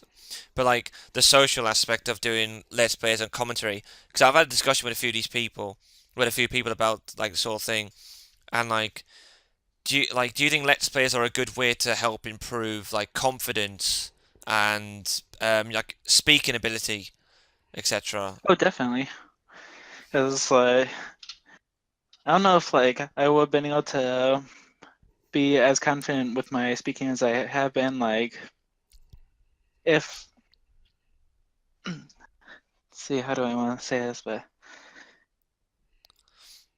yeah, if I There's an try irony if we stutter trying to explain this. Dude, I yeah, I was agree never that. really It good helped me at a it. lot too. It's just with me being autistic, like never really know like the best way of explaining things. Like there's just so many different Me thoughts that go into too. my mind, and Me too. it just I have a lot of embarrassing stories regarding that with that, like mixing up my sentences, and it's just awkward. But yeah, anyways, like I know like over the years, like I have definitely gotten a lot better with talking, like because before I would hardly be able to talk at all, like just the depression and hatred I had like towards like a lot of people in my past, like just isolated myself from pretty much everyone, like my family, like everyone I knew, like I didn't want to have to deal with anyone, like give or say, like unless I had to do, unless I was required to be around people, then sure, but I didn't want to have to do with anything like anytime I had school, like I would just go to class, do my work, go lunch, wouldn't sit by anyone, just but after like doing various like commentary on YouTube, and I think that's like also another part of how I got started. Like I wanted like a way to express my voice like after that, just because I just wanted a way to break outside my shell. Like after just having all my like all the stress I had built inside, all the anger, all the sadness, like I just want a way to get break past that, and I just feel like by just talking on a normal basis, like using my voice, definitely helps improve my attitude, like improves my emotions, and just I'm not even sure what I'm trying to say now. No, I No, I think I totally get get it. Uh, it. Yeah, Like I get it's it. yeah. Definitely, because it helped me a lot too. Because even in real life, like even still, like I'm an introvert at heart. Like I'm always introverted at the core, and I can't change that. Um, Yeah, same for me as well. Like, you'd see like even like me like when in calls, like you'd just see me just mhm, being quiet, but it's just kind of naturally how I am. I'm just like kind of same. peaceful. It Yeah. doesn't mean I'm like there's anything wrong with me, but Yeah, or we're all introverts. I know that, and that's the thing because some people wouldn't necessarily tag that to Josh and I with like some of the times where we commentate, but in general we both. I know you are, Josh. I know Sapphire is, but like for example, I know like people would might not necessarily think that about us too. Like whenever we commentate, we go, "Ah, fuck," and all that. But it's like in general, Yeah, Josh and I are generally both introverts. yeah. It's so weird too because it's so different when I'm like streaming or doing videos and stuff. And but it's like really I'm just in a room by myself talking Yeah. like in real life. So like that's why it's different. When I'm face to face with other people, I freeze up more, and then I say the wrong things more, Yep. and it just and I just beat myself up over stupid things, and I'm just like, Yep. oh my god, man, I cannot deal with this. Actually, not in my head This as we sucks. speak. Okay. Yeah, yeah. That's there. I did. Oh, That's because I totally get that as well. Like I hate doing that because like I talk, I'll say something, I'm like, well, I shouldn't have said that, and then you're thinking, why the fuck did I say that? God damn it! And then like I'm one of those yeah. I dwell on things as well. Like if I feel like I've done something wrong or said and if something you guys want an that, interesting story about how that like back when like when my family was overheard kind of recently, like they had told me like how there was a time like when I was really young, like and I was visiting like when we were visiting my aunt's house, like I wasn't feeling too good and I just kind of wanted to lie down or something, and my aunt asked me like if I want to be like covered up with blanket tucked in into a hedge, and my reaction was literally hate that. And it's like, why the heck did I say that? What was God, I that just thinking? that is just so like God, I relate to that so hard. Like you have no idea, dude. Like how much I relate to that. I'm like, why the fuck? I said the weirdest thing I could have possibly said in that situation. Like that happens to me all the fucking time because my brain just like crosses wires sometimes, and it just is weird. And I don't. It's like totally unintentional. It just happens. and sort of like things like that how, that we think are bad doesn't necessarily mean like they're always bad. I Oh mean, no. case in point, like my family to this day like uses that like ever since that point, like even like in their like personal discussions, like they would end up saying that like my father would say the head just for the heck of it, and it Yeah, just at least they were lighthearted about it. That's always yeah, much better. and it's kind of hilarious that it all started with me like just with my like 8-year-old self or like 5-year-old self just being deep. Yeah. Really. There I go again with my autism. I was about to say, hey, stupid and dumb, and suddenly get stupid. Stupid. Yeah, I know I combine words like that all the time on accident. They just like both come out at the same time. It's like my brain couldn't decide which one. I think that's also part of me like being a chess player. Like I always have to go about thinking about things in so many different ways. Uh, the conversation is pretty much like the same thing. I always have to, because I'm always afraid of like upsetting anyone. So I always want to think about things like want to think about how I say things like in the best possible way, yeah, I'm the same. so I don't upset anyone. I And hate like feeling as though I'm gonna there's say so something that could be many misinterpreted. there's so many YouTube videos and stuff and in general, just anything that I've recorded that I've deleted or scrapped or changed because I didn't want something to be misconstrued. I'm like, why did I say that? I didn't mean to say it like that. People are going to take it the wrong way. And I got so obsessive with that kind of stuff, which is why it was hard for me to make YouTube videos for a while. Like even now, I still struggle with that sometimes. I'm like, I'm just going to scrap it because like I just obsess over the tiniest things that no one even really cares about in reality. But to me, it's like someone's going to think this and that. It's like, I hate that my mind has to go there Yeah, as an immediate response. It's just like, it's like Yeah, like I think that's pretty I've much me on a daily basis. Cause like anywhere I go same. somewhere, like even if I'm driving like my mind just immediately thinks of the worst situation, like Same, yeah. truck is gonna ran me over or something and like steal all my wallet containments and just run off, or tornado's gonna run by and just completely wipe us all out, or something like that. Just my mind just always goes to bad situations, and I don't know why, and it bugs me because I don't want to think like that. That's exactly how I am, and I actually like went to therapy and stuff because of it, and they put me on drugs and shit, which did not help, by the way. Like, it actually made drastic changes in my behavior that were not good when I was younger. Because I was like 10 when they put me on that. They put me on Zoloft for a long time. Because my OCD was just so bad, and it still gets to that point sometimes every now and then, but I've learned ways to handle it more. And as you get older, you like just understand how absurd it is, and you stop yourself from doing it. But it's still like has an impact on my life very drastically all the time, and it sucks. I hate OCD so much. And like I can say that because I was actually like diagnosed with OCD, and like it's actually a disorder I have. Because I hate people that are like, oh, my OCD is acting. It's like, you don't want it. If you can joke about it like that, like, you obviously don't have it, because it's one of the worst things in the world. I wish, if I had one wish, it would be to get rid of my OCD, because it causes me so much anxiety from day-to-day basis, and makes me do stupid ritualistic shit just so something bad doesn't happen, which you can't even fucking control what life's going to throw at you. But your mind is like, this terrible thing is going to happen if you don't do this. It's like, why? It's so fucking absurd. Yeah. It sucks. But yeah, I know.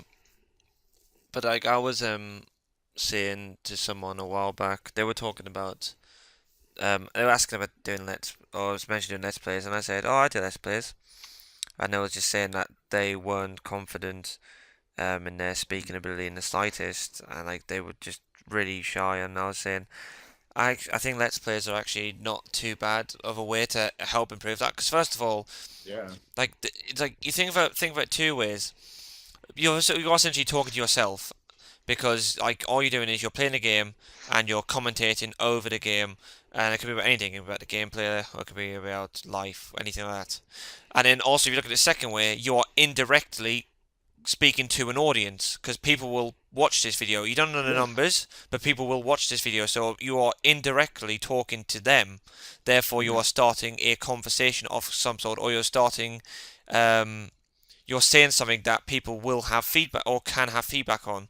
So it's a good way to improve that, like your speaking ability, your confidence, and your way with words.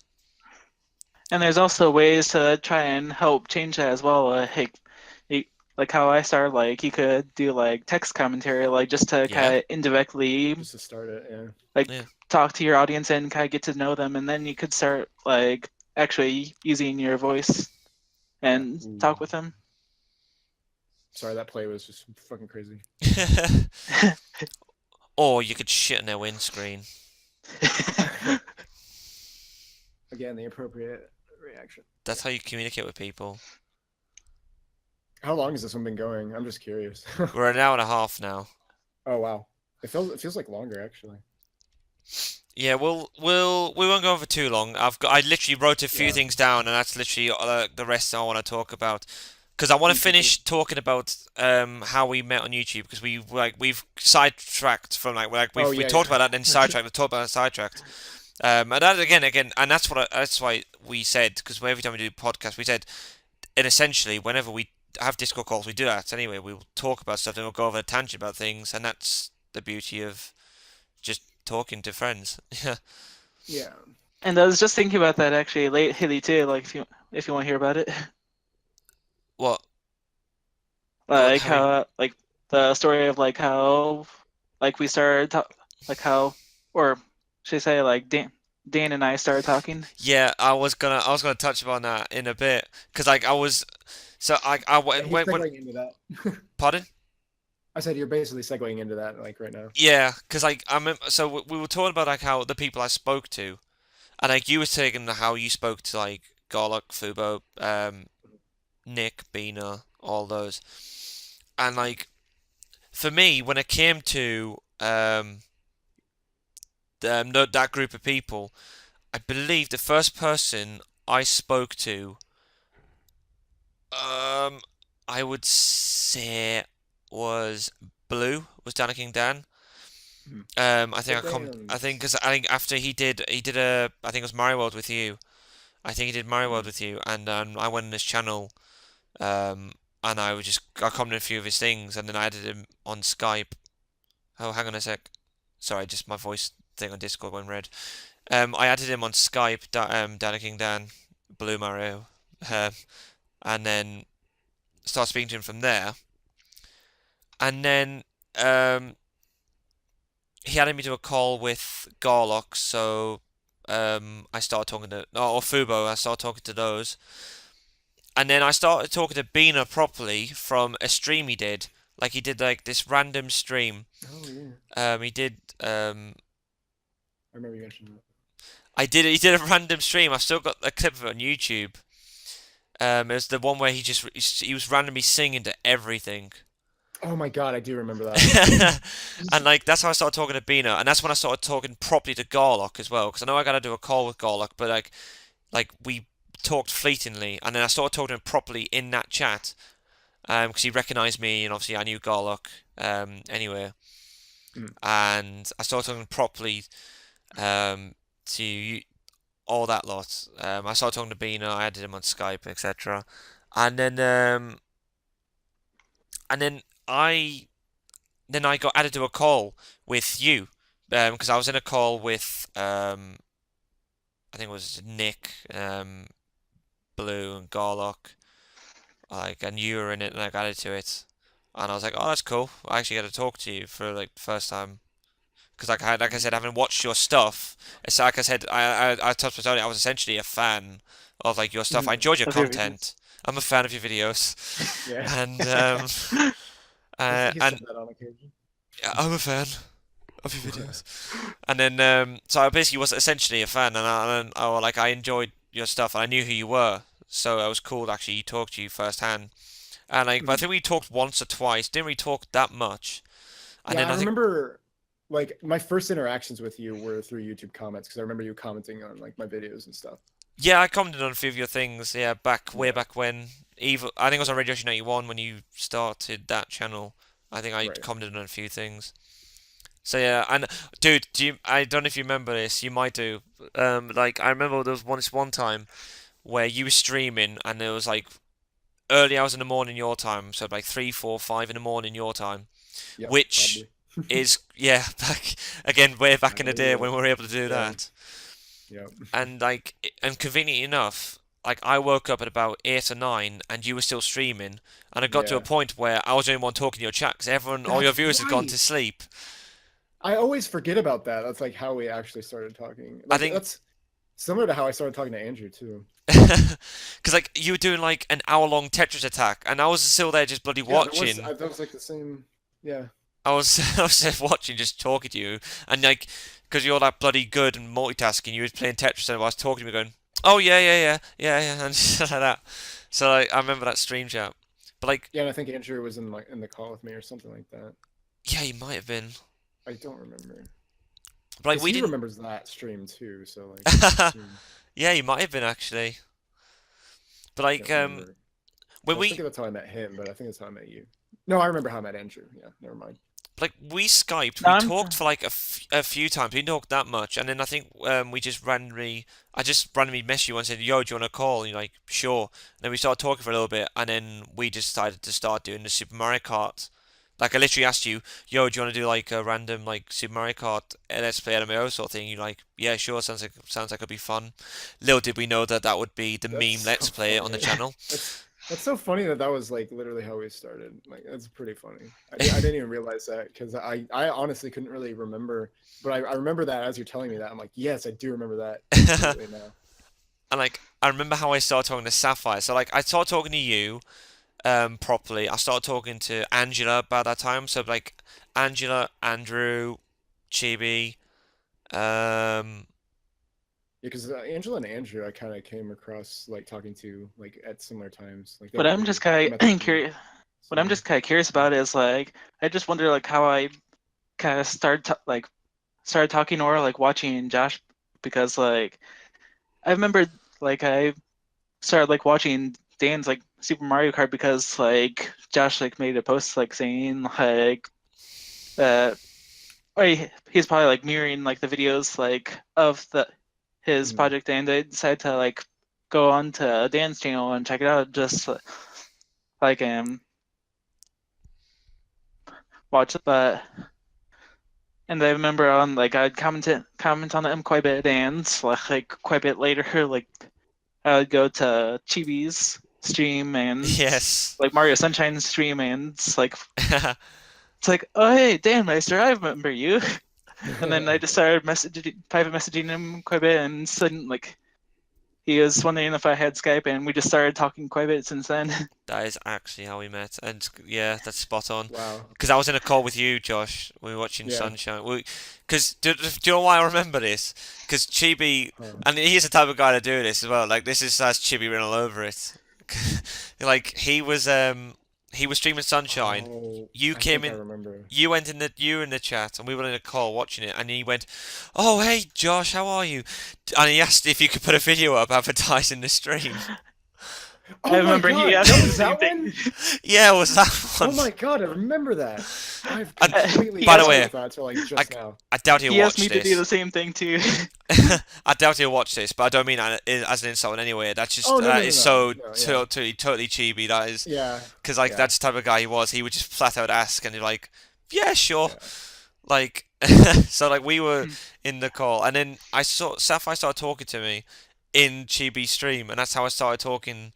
Yeah, that is literally it, and we were just there Wow, I did talking back not and know that's how forth. you guys met. That's pretty funny.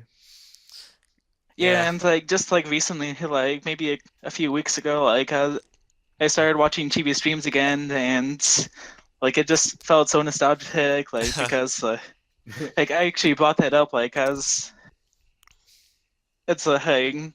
I was saying because like one of my friends, like is Shy Guy, like 0404 is yeah, an yeah. Undertale speedrunner, and like he'd often like post like emotes of chibis, and then it's like, oh yeah, I remember, or like being in Remember. quite your streams long time ago. And, yeah, I remember, but you like you were quite you meant quite a big deal to me because like not only like was like one of my very first like speedrun races like with you like what during like the Caribbean Amazing Mirror and such like that, but it was also like because of him that you and I started talking, Dan, and Yeah. like that just made such a big difference in my life. It just Yeah, felt so nostalgic. his name, his name's Aquana now, isn't it, on Twitch? Like Aquana, Yep, yeah, Aqua, and then Aquina. Oh right yeah Aquana, yeah. I know he's changed it completely, yeah. but yeah, I totally remember that. And then like we started talking to Nate through Josh. No, I started talking to Nate because I went on his channel, but like, and then because of that, I added him on Skype, and I started talking to Kyle after that as well. And it was I literally met around that Nate. time, like Christmas 2011. And then I Nate met Nate farted. through. I know. I met Nate through YouTube comments because he was the Super Yoshi, and he left so many comments on like all my He videos, did, and yeah. like so I like felt like I knew him because of that. So like when we actually got to talking, like it wasn't like it didn't feel any different because it was like yeah we know each other pretty much.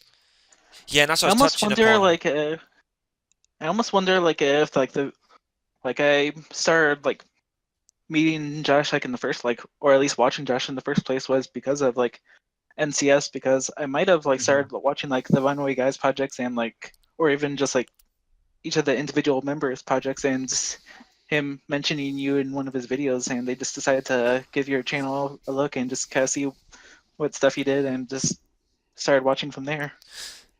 I So, almost wonder if that's like how I started like watching you. Yeah, I wouldn't know because I don't actually remember the first time we actually like started talking again. But I think it was just again like just the call rotations kind of thing Yeah, I going feel on, and like like people adding people and stuff. Like yeah. yeah, but like yeah, I think that's probably what it would have been because like I remember. The funniest thing is, I remember like to a few people. I think like I was in a call. I was like, "Oh, it's like, do you want to join my call?" And I'm like, "Who is it?" It's like, "Oh, me and oh, you know, RadioShow 91." I'm like, "Oh my God, how are you in a call with him?" I think I've got the odd one or Yeah. two that have actually said that because Oh, like they didn't realize I knew you, but they'd heard of your channel and all that. So that's so like cool to hear for me. Like it's just like I had no idea that like so many people did actually like know me and like I was recognizable to an extent. It's just like I can't explain that feeling. It's so weird because I just feel like a dude that nobody knows, you know. Yeah, so me even more so. So, and one thing I wanted to ask, or like I wanted to, which I think like something would be interesting for people to talk about, because we touched on it briefly earlier, would be NCS and how you got to know NCS and Ooh, how that that's a good all that story. That's a happened. great story. Yeah, I Okay, know. I'm like actually kind of curious about that myself because I I actually know. wondered about that for the longest time. I think oh I'm a man, great host of this podcast. yeah, you definitely are because I wouldn't have touched on that unless you mentioned it, and that's good. That's a good point. But yeah, I bring literally. the jedge, I bring, the nakedness, and I bring the So shitting on windscreens.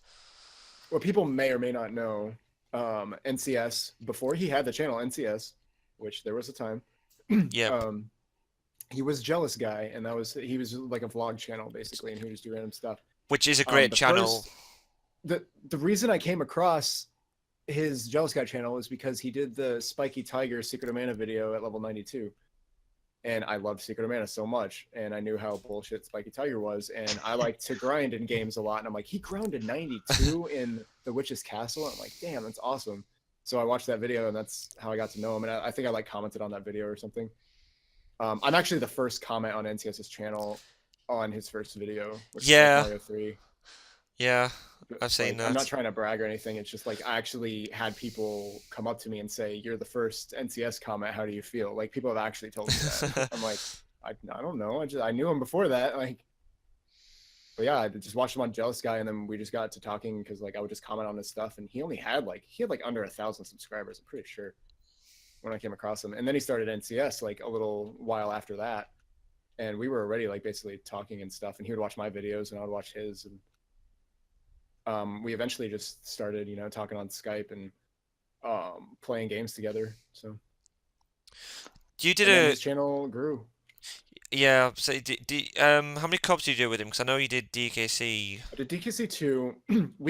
Well, there was one night where I literally stayed up all night playing games with him for like a long time. We played so many different games. We didn't record any of it, but like Yeah, I was gonna say I kind of we wish played, like the playlist we played. of you and him doing DKC was like actually up.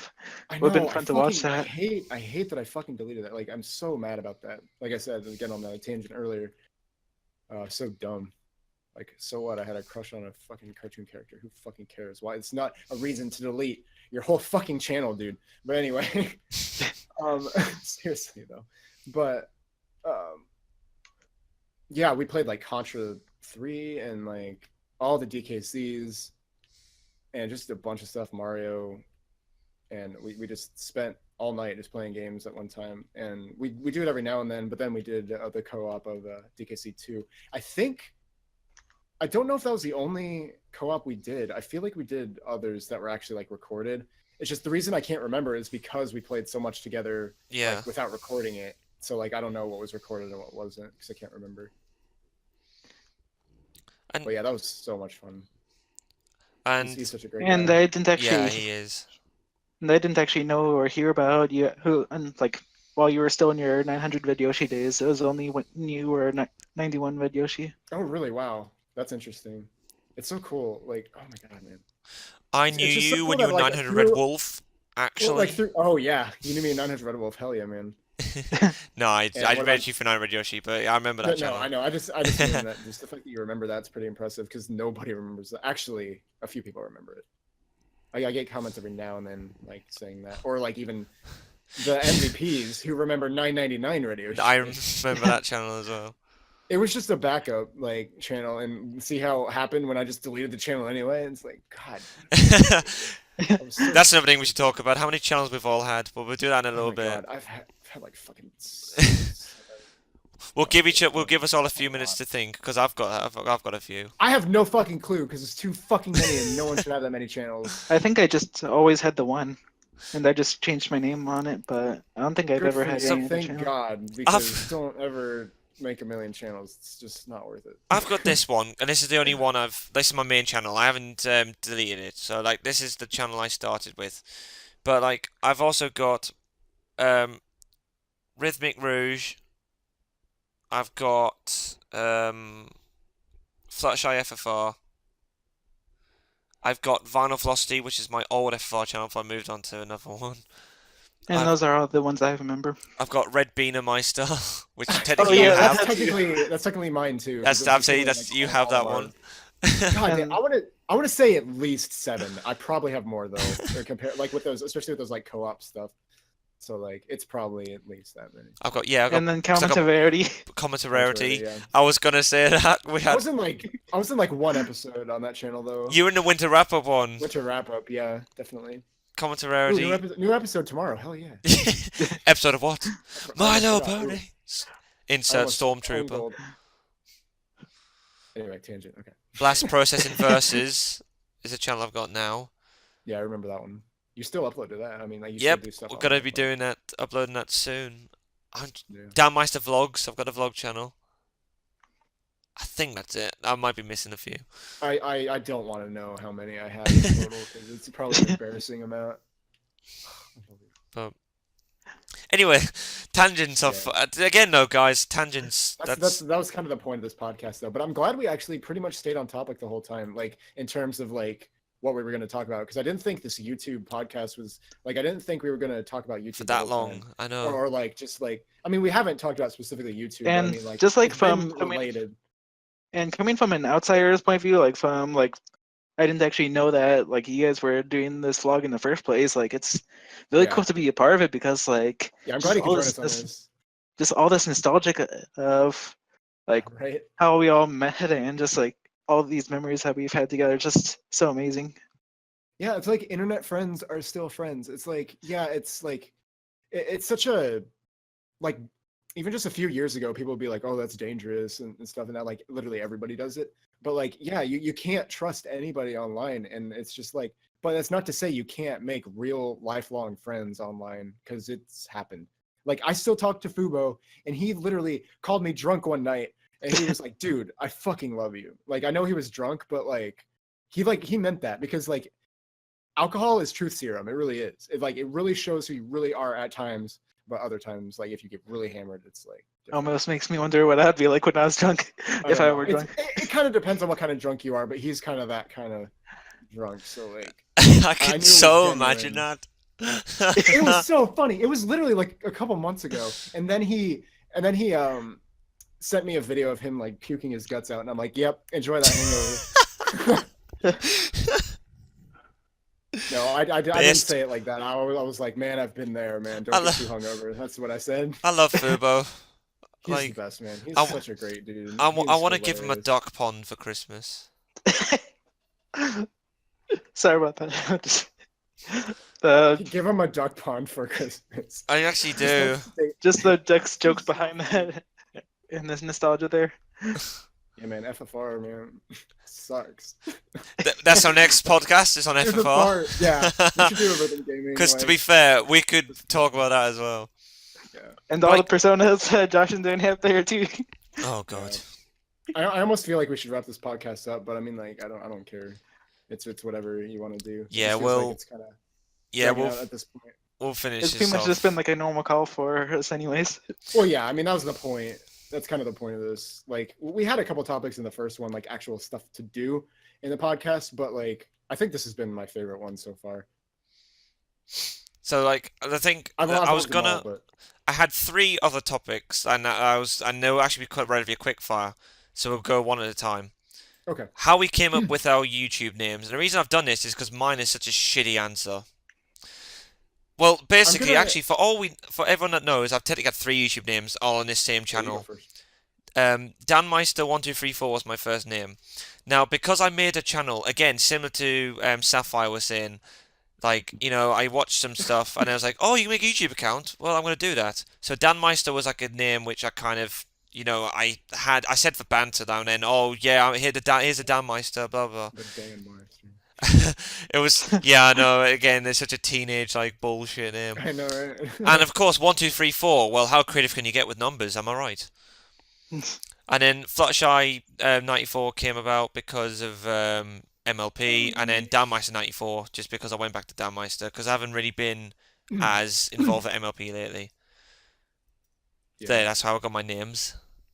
My answer for mine, I'm gonna do for 900 Yoshi because that one was actually a cool story, a unique story. I felt original for the first time in my fucking life. I mean, it's pretty unoriginal. High but I mean, five! like, I got just my channels thereafter were so less creative in a way. Like, I'll explain in a second, but like, so for 900 Red Yoshi, like, people would always have their screen names and then like, oh, it's taken, so like I'm gonna put a number at the end of it. But I put it at the beginning instead because I didn't see a lot of people doing that. And 900 was just the number I came up with. 900 didn't have any significance whatsoever. It meant nothing. It was just a number I came up with, and I liked how it looked, like 900. As well as the way like, it next to sounds each as other. well. That's Yeah, you. 900 Red Yoshi was kind of funny because it kind of played on words afterward. That was unintentional because like 900 Yoshi, like. Oh, yeah. I didn't Um, even think about that. I didn't think about that yeah, either. I wasn't intentional. That was not. But people have See, pointed that out too. see, that's you thinking outside the chimney. Yeah, but I mean, again, Yoshi, my favorite video game character, and Red red, my favorite favorite color. color. So 900 Red Yoshi, and that's how it came about. Red Yoshi 91 was less original. You know what? I had to come up with another one because I'm like, oh, new channel. Well, all right, the year I was born, 91. Yeah. And then Same for 94 for me. yeah, and then for I'm not going to go into the other ones because they were off and not like important. Then Rainbow Yoshi 21. Rainbow, I wanted something to do with Rainbow Dash because she was my favorite at the time because yeah. MLP. And Yoshi, so I just combined Rainbow Dash and Yoshi somehow. And not a whole lot of thought went into this one, but then 21 was my age at the time. Yeah, I was in the I was 21 years old. call with you, I think, when you were like deciding that, because I think Yeah. you were saying that you had to make a new channel because of the copyright strikes, or you were gonna do that.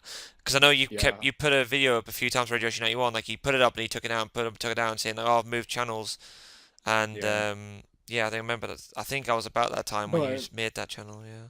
But the most interesting one is my Dissonant Muse name, which is my main screen name nowadays, and it's what my like Twitch name is, and like people are starting to know me as that.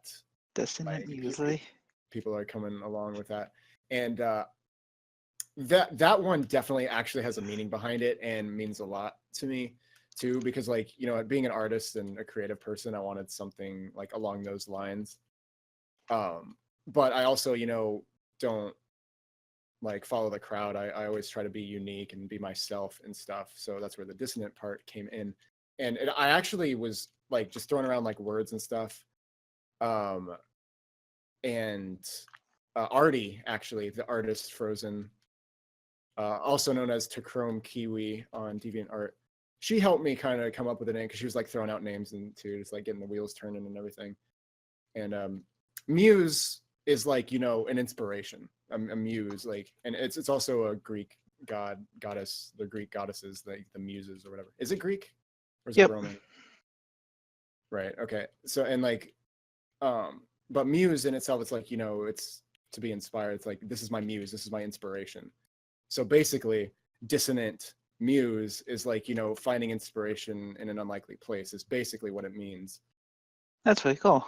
So like it's like a dissonant muse, it's like it's not like the norm. It's like I find inspiration in places that other people don't, and it's like that name really stuck. And I was like, what, that's cool.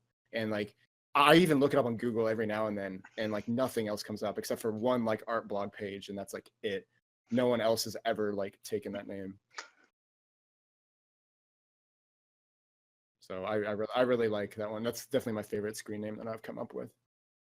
and that's why I use it for like my artwork and stuff. That's why I started signing some of my artwork with that. But I mean, I have a real life branding to like sell myself in the corporate world, so it's more corporate than that one. Yeah, Joshua Buttcheeks. That's your real name. It is, yeah. See, I know things, guys. That's very true. See, when you get to know Josh personally. Maybe that's why no one's giving me any job offers, because the butt cheeks thing. Just like. His name is Butt Cheeks, though. I don't think I want to hire this guy. Even though he's currently working. Just I'm sorry I kind of hogged that question with all my goddamn screens. I love that. This works amazing. Who's the artist? Who created this masterpiece? It's I, that's Joshua Buttcheeks. From far and wide. All right. That's my story. I'm actually You had to derail it at the last minute. You just had to. God.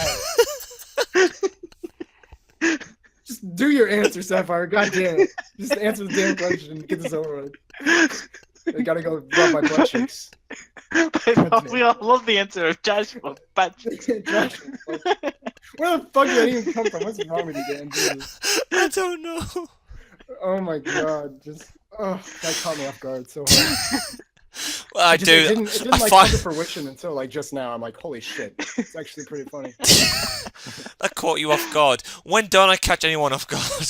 That's pretty I'm the most random person ever. Like, I was talking, I'm gonna, again, tangent, but like, we were talking in like, I had this group chat earlier with other people I played football with, and oh my god, like, we were just seeing the most random shit, and he was like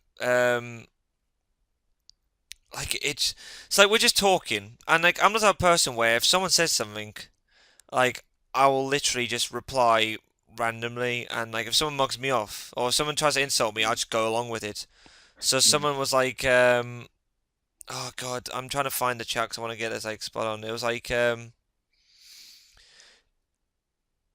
I don't want to like I don't want to hold up the time. It's all good, man. Shit, let me find it.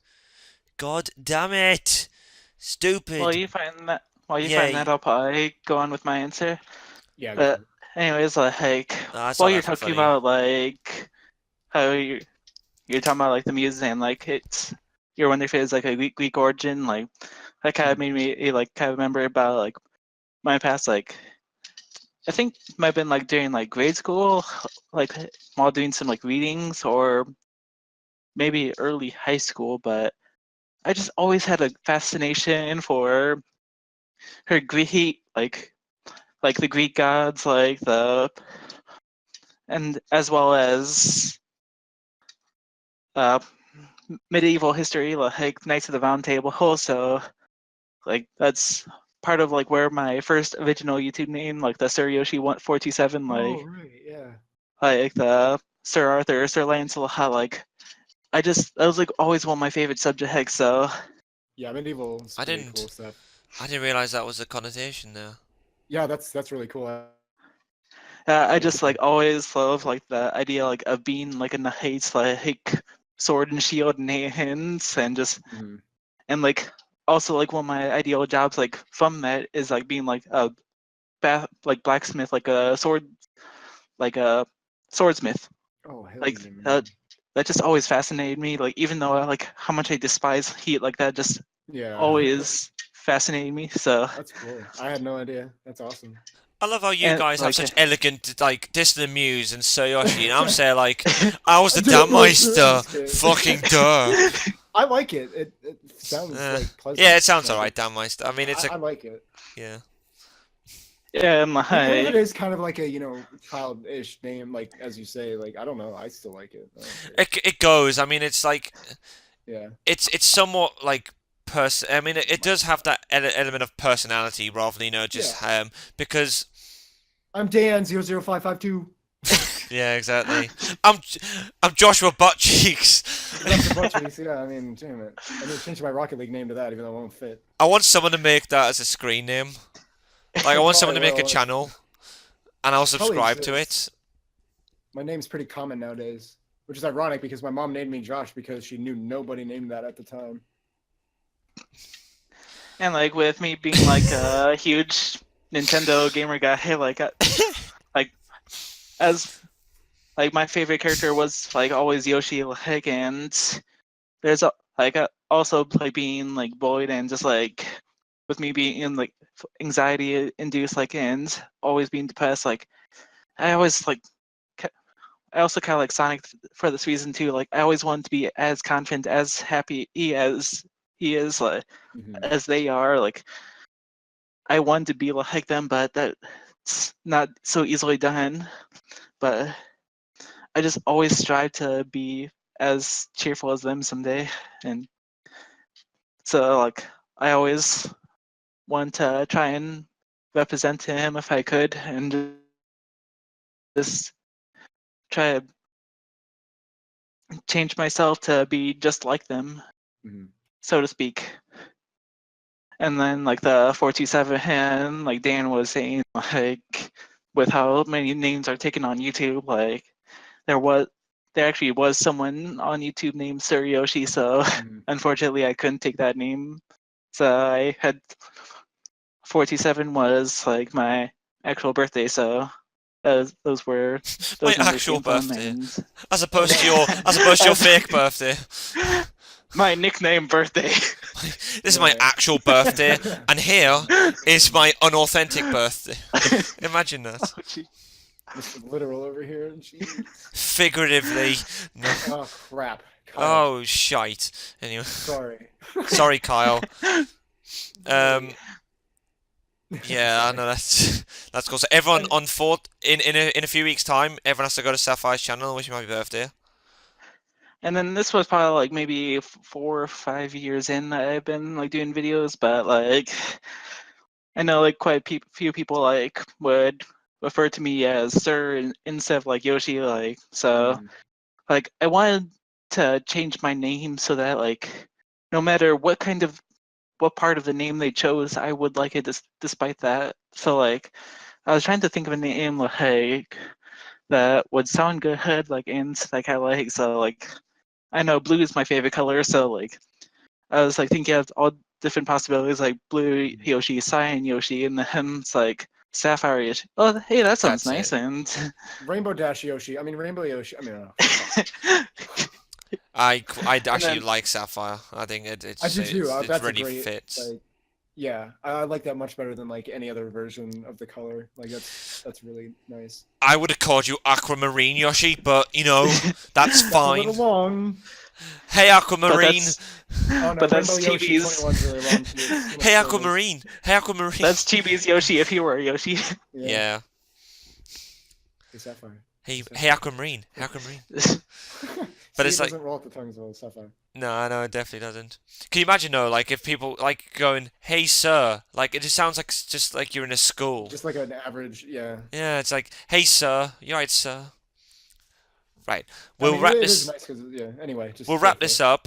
Last Yeah. question I had: what is the best Let's Play you've done on your channel? And it Tales doesn't of have to be just one. Symphonia. Well, it's not on my. That wasn't on my channel. For my channel, I'd say Kirby Air Ride with Ian, but like Tales of Symphonia was actually on Play Tennis's channel. But that was probably my favorite one I ever did. Oh yeah, it could be other Let's Plays that you've done. Oh, like I don't know, a Let's Play that you've done. Yeah, it's kind of both of those, and they're the most popular because we had such a good time doing it. Because they were Like, top I think that banter. had a lot to do with it. It was so much fun. Yeah. Sapphire. It's good being go to yourself for now. Like, give me some time to think about it. Because like I have like a couple that I like, but I just want to choose like one that sums up like my feelings the best. Right.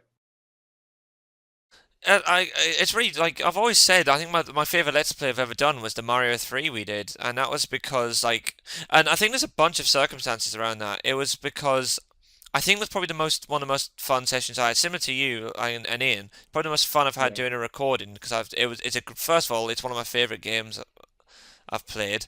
The recordings I really themselves, enjoyed that. the recordings themselves are absolute laughs. quite a few jokes, per jokes we've started have come from that, such as like the That's "Oh my true. God," the Megan And Fox Megan thing. Fox, yeah. Yeah, it came from Mario 3, and That was also really, really fun. Even though I had like done co-ops of that with other people, like that one was a hell of a lot of fun too. that was such a laugh. And like, and also like, and again, this goes back to what we are saying about how Let's Plays had like a time, seemed to have like a time frame or whatever, like a shelf Right. life. That was around the time where I was proper into YouTube. I was like on Skype quite a lot, and I was uploading regularly. And it was that time, during that time, the summer of 2012, was around that time we recorded that. Like that was like one of my favorite times um to do YouTube. So it kind of links to that. So yeah, Yeah, Mario 3. that's a good reason. Yeah. If it came to a solo Let's Play, I'd go for Simpsons Hit and Run because I really enjoyed doing that project as well. That would be my favorite solo Let's Play I've done. I also really enjoyed doing the Mario Bros. Battles with Blue Mario with the other Dan. God damn, that was I totally just died laughing while we were playing. That was definitely a time I remember very vividly. That so was awesome. That was fucking so long ago now too. that was unreal. I'll tell you one of my favorite things that you've done, the loadout. Do you know why? I Oh my watched god, the I wa Dancing Boogie Bros! I I forgot watched about it the that other shit. day.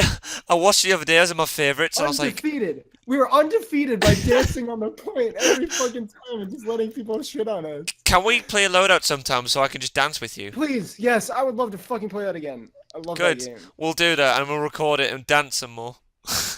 God, that was like nobody watched that video, and I oh my watched God, it that was so funny. because I was I'm glad somebody like that. that as was much when as I was did. going out with Lexi at the time, and I showed it to Lexi, and we were just on Skype, absolutely cracking up watching it. Just like it's just so much Jedge. It's the Yeah, best that was video like ever because literally you're just going, no, I need, just like, just you get to the flag, get to the flag, bow no, bow no, bow no. Yeah, and that was with The Beaner music. and Beaner's brother, Unicorn Yes, Magic. he was. And Yeah. was Fubo there? I can't remember. Fubo was there, and Jacob. I think I Fubo was actually there. like Jake. I've spoke Jacob in Oh, forever. He's such a cool he's guy. tight. He was so much fun. I used to play so many games with him. Yeah. Anyway, tangents. Anyway, Sapphire. No, these are good. These are good tangents. They are good. Yeah, those were worth it. That loadout video is fucking great. I need to watch it again. And the because toss the it's been a while. turtle. Yeah, That's a that was classic. a popular one for me. I know. That's why I mentioned that's a classic. Son of a fucking bitch! Immediately. Well, I'd say that there's definitely like a couple that would come to mind for me. Like first, like probably my favorite project I've done was like definitely an early one and kind of like a special one for me. Like, and that was like Kirby Superstar Co-op that I did with Kirby or Kirby Owens 14 back at the time. But Oh hell yeah! because that was like just looking at my records, like that was my very first like voice actual commentated play project that I've ever done, as well as like yeah, that was like my first co-op as well. But like we also had so many great times, like so many good moments, like the dying to the Wild D, some of the golden statues, and just like some of the stupid stuff that we like the stupid hilarious moments we'd have. It just always like brought out some of my favorite times, like and just I think like that project really kind of represents like love for the game so well, and just always so fun to play, fun to watch, even like for me being like the one that made the project. I know those are always the best when it's like you even enjoy watching it. It's not like a narcissistic thing. It's just like you genuinely enjoy it because you had fun during it, and like watching it, it's like it gives you that joy again. It's totally valid. And then like there's like a couple others that I really liked as well, like just like as kind of enjoyed them, but like more so like as like a commentator, like just like on how I commentate. Like I kind of like really liked one of my Mario World ROM hack projects, like the Mario and the Mighty Nine. Like even though like I had a lot of bad, like I was pretty bad with like just constantly loading state, but just like the way I was able to commentate like so fluently, like I had my I just I never really had like a lot of dull, like quiet moments. Like I was like continuously just flowing my thoughts. Like I had a lot of fun moments that, and just even watching back, like it's just so fun to watch this because it's continuous motion, like continuous like talk. Like just I don't know how to explain it, but just Oh, sorry, I had to. Because that describes the joy. Just Just the yeah, just loadout the way it music. flowed well. And then another one was probably like one that's very more recent. It's like one of the newest projects I've done, and one that is actually yet to be uploaded as of this point. But one of them is like the Double Dragon project because Oh yeah, you were talking about that. because like that was actually like one of my most like informative videos. Like because like I grew up with that game for such a long time. I knew that game like fairly well, and I just had a lot of nostalgia for the game because that was one game that like one of the very few games that I actually played with one like my brothers with, and it just felt so good to be able to play it again. And then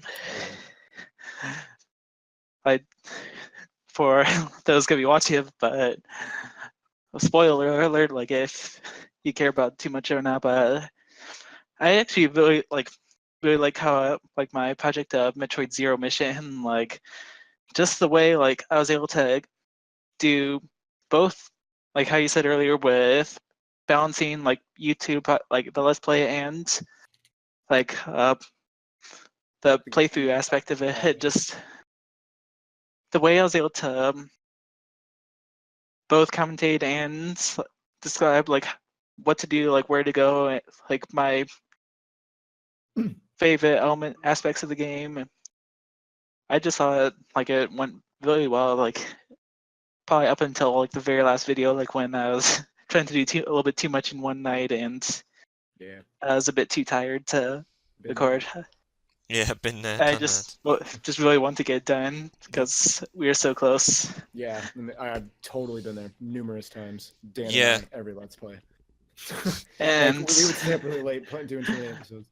and then the Yeah, that's ironic us. thing is like for 100% playthrough, like I actually was walled of being able to get 100% all because of an emulator thing. Like I was, if you know about Shine Sparking of Metroid, like Yeah. as I was doing the Shine Spark, I hit invisible wall that no matter how many times I was trying to do the Shine Spark, and I think it was like about for maybe a half hour or an hour straight of trying to do that one secret hit, I could not get it all because of the invisible wall. And Wow. you'll see like once the part's actually up, but I was trying every single possible spot. I was trying all different angles, and I know like how to do it, but it's the emulator that stopped it. But Yeah, it's a bit of a tangent. But no, we tend to be very tangents. That's what we do on this podcast. But again, yeah, that's just kind of the point. yeah, it's So it's all good. yeah, exactly. And I think it's really cool that again, I mean, I know it's podcast has gone on for a while, but it's really cool. We've actually got a lot to talk about, and we've actually and it does show that even though we might not upload as regularly as we used to, just because of life and stuff, we are still We're we still we're enjoy secretly what. following the Proton John schedule. Oh, I right, love yeah, him. totally. Proton John's great. By the way, again another tangent. Proton John's Yoshi Let's Player is my Yeah. favorite Let's Player of all time. I think. Like, Mine is and not just Cloud 8 and because, 4 or 5's I Want to Be the Guy. not That's my bec- favorite. and not just because it's Yoshi's Island. The thing is, right? It's just the commentary, the entertainment. I think which is perfect. Like, it wasn't like spot on funny, but it was just the effort. It just seemed like such a genuine Let's Player. Like, I I was don't gonna know, say, and is Sapphire it like loves his? Proto John's Yoshi Island as well. I was gonna say, is it because he gives very detailed instructions on how to poop? Like, Yeah. I don't know if I've seen that playthrough of his actually. He You started should a definitely few check it out. years It's ago. great. I love Proton John, so yeah. I think it was when Yoshi New Island came out, and he was saying, Oh, "Do I hate Yoshi New Island because of nostalgia?" And was Yoshi Island oh actually right, that yeah, good? that's a good point. And that's the reason he That's a good point. started. So he actually had a cause for starting at Yoshi Island. Yeah, But that is a really good reason to start a Let's Play. I've got my channel up now. I'm checking all the playlists. Like, it's really cool. Yeah. Like, 'cause Sapphire and I did DKC 1 and 2.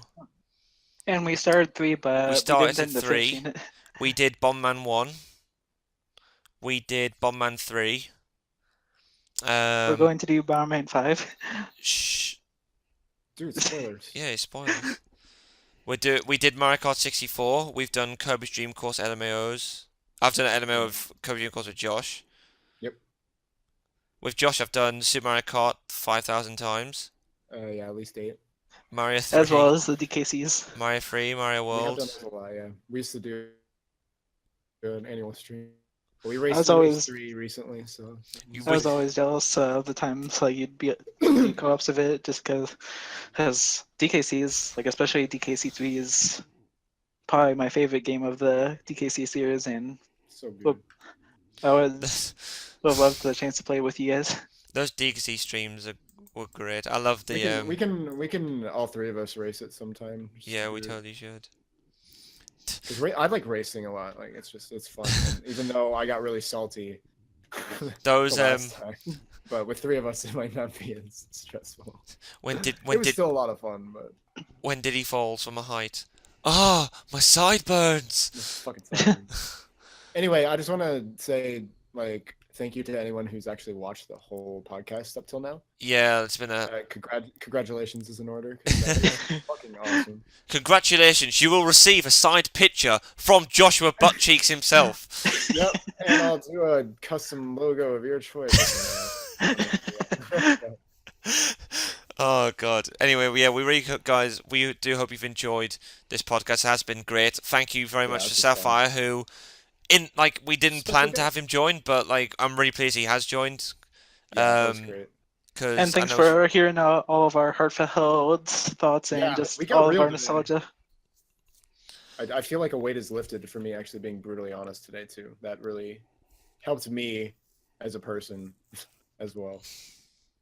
Yeah, I'm really happy with like just how this podcast has gone and like what we've talked about and how honest we've all been and everything. Yeah, And that's always the best. And I think I'll leave this on a closing message, is the fact that obviously we do this for everyone that's watching, all subscribers and viewers, and like I was actually talking about this in my Yoshi story part. I don't know when it'll be uploaded. It'll either be before or after this podcast, but I remember talking about just saying like I genuinely appreciate every single one of my viewers and subscribers, and I'm sure I echo the thoughts of Josh and Sapphire. Absolutely, 100%. Especially people that have followed me this long. Yeah, exactly. And Yeah, especially in your case, the thank you people so that much. have followed you from from your old channels as well. Yeah, that's just so awesome to me. Like, thank you so much. But like, yeah, I appreciate, especially everyone has also watched like this podcast all the way through. Definitely. And like, Props for that. but yeah, like even though we're not active on YouTube anymore, like I'll still keep chugging out the odd video now and then, and I'll still be streaming, as will Josh, as will Sapphire. And it's it's for ourselves, but it's also because of you guys, and it's because of you guys that we keep wanting to do more content. So keep on being awesome. 100%. Because I thought I'd do that because it's relevant for the YouTube podcast that we thank the fans and subscribers. Yeah, because we wouldn't have had these experiences or even gotten this far without y'all. Yeah, because again, it Means links a back. lot. We were all it was because I watched Josh that I ended up chatting to him, and subsequently, really good friends. yep, Like lifelong friends. Yeah, and it's all And because of you two that the 3 of us even met in the first place. yeah, exactly. Right. Subsequently, started talking to crazy. Sapphire afterwards. But anyway, I'll end this podcast here because it's got to end at some point. Yeah, we do have to end this. 'Cause It's been long enough. The thing is, we could Are you talk sure for we can't longer. do a 24-hour we're still going. podcast? Oh, stop! We need to end it today. It's a 24-hour podcast. Oh my Let's God. go. No, 24-hour podcast. Like, oh my god, I'd be shitting on so many windscreens. It's unreal. Also, like, if I can add one more note. Go on, go for it. No, go for it. It's So, fine. like, earlier on, Dan, you were asking like the question of like, does like YouTube, like I know it like goes off on a tangent a little bit, but like you're saying like, does YouTube like projects like help With like confidence. your social confidence and Right. social interactions? But like, I know like when I first was like getting into like YouTube or even just like calls with friends, like I was still just like a shell like of what it was like when I was like in like fourth grade or so, like before like all like the bullying and such. But like I wouldn't laugh much, smile my head, but like even like up until like maybe when I was like 20, 21, 22, like all my laughs wouldn't be all like too like I'd enjoy like laughing, but like it didn't feel too genuine. Like it'd just like be a subtle laugh, but like you Yeah, can I know what tell you like mean. all laughs I've done in like even in this podcast, like or even like in real life, it just I've just been like a new experience for me. Like it's just feels so genuine. Dude, Like that's like feels like so. outburstingly. It just like it feels good to actually laugh genuinely, like laugh for real, like feel it, not just like Right. just chuckle just for the heck of it. Or Dude, that is so fucking awesome. I just want to say, like, I'm so glad and I'm so happy for you because that's like I didn't realize how much of an impact like this was on your life, and that's just so awesome to hear about. And I'm glad I was able to help you on your journey. You know.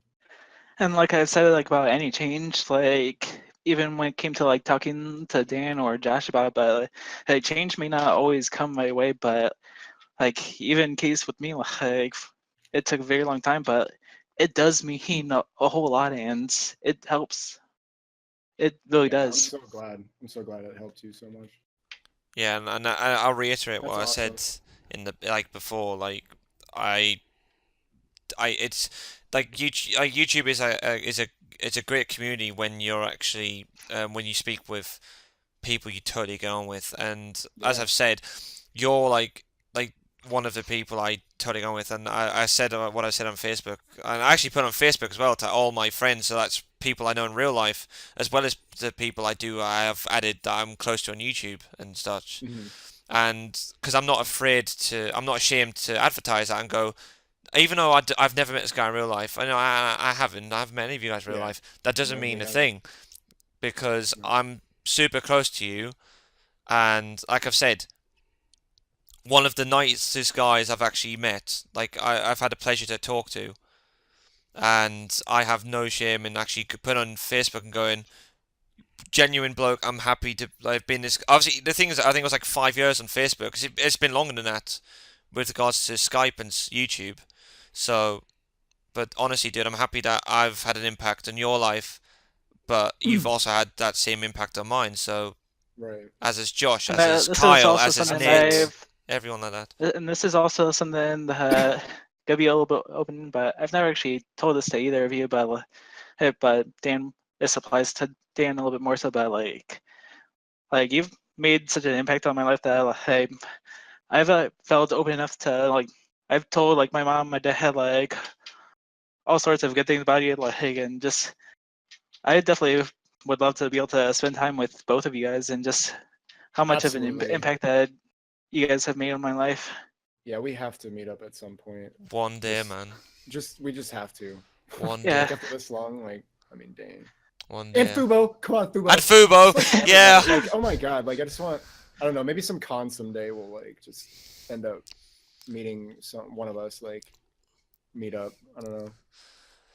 I I'll, hope we all get to meet each other someday though. Just Yeah, definitely hang in out, life at do some some point. selfies, play some games. do the I Mario just want to Party say money match. I just want to do And like I'll kick your a butt at it. I'll eat your shit. I just want to announce something. Fucking Sapphire is like the nicest dude ever. Just saying. Like this dude is so awesome, man. He's like the nicest guy I've ever met. Like no Yeah, joke. no joke. And the same goes to you as well, Josh, because I consider you like pretty much just a reflection of myself. And we're like, there's so We're many pretty things similar, like there's so We many things that we have greatly in common. Like yeah. it's effectively we're the same person almost. I know, like I didn't realize how much we had in like that. I didn't until today. I didn't realize we had as much in common that we did, and I was like, wow, a lot of new things came to light today too. And I'm like, geez, we are like really similar. Yeah, I feel like there's been a lot of reflection in this chat, in this Yeah, podcast as this, well. yeah, I feel like definitely. it's quite cool that we've actually explored Almost that. kind of feels like we should do some more podcasts, the three of us. Definitely, I'm plan good on for it. that. Yeah, I want to try to make this Anyway, podcast let's somewhat end it on regular. that note. Yeah, let's end it there. Friendship wins. Friendship is magic. Yeah, friendship is magic. There you go. Perfect. There we go.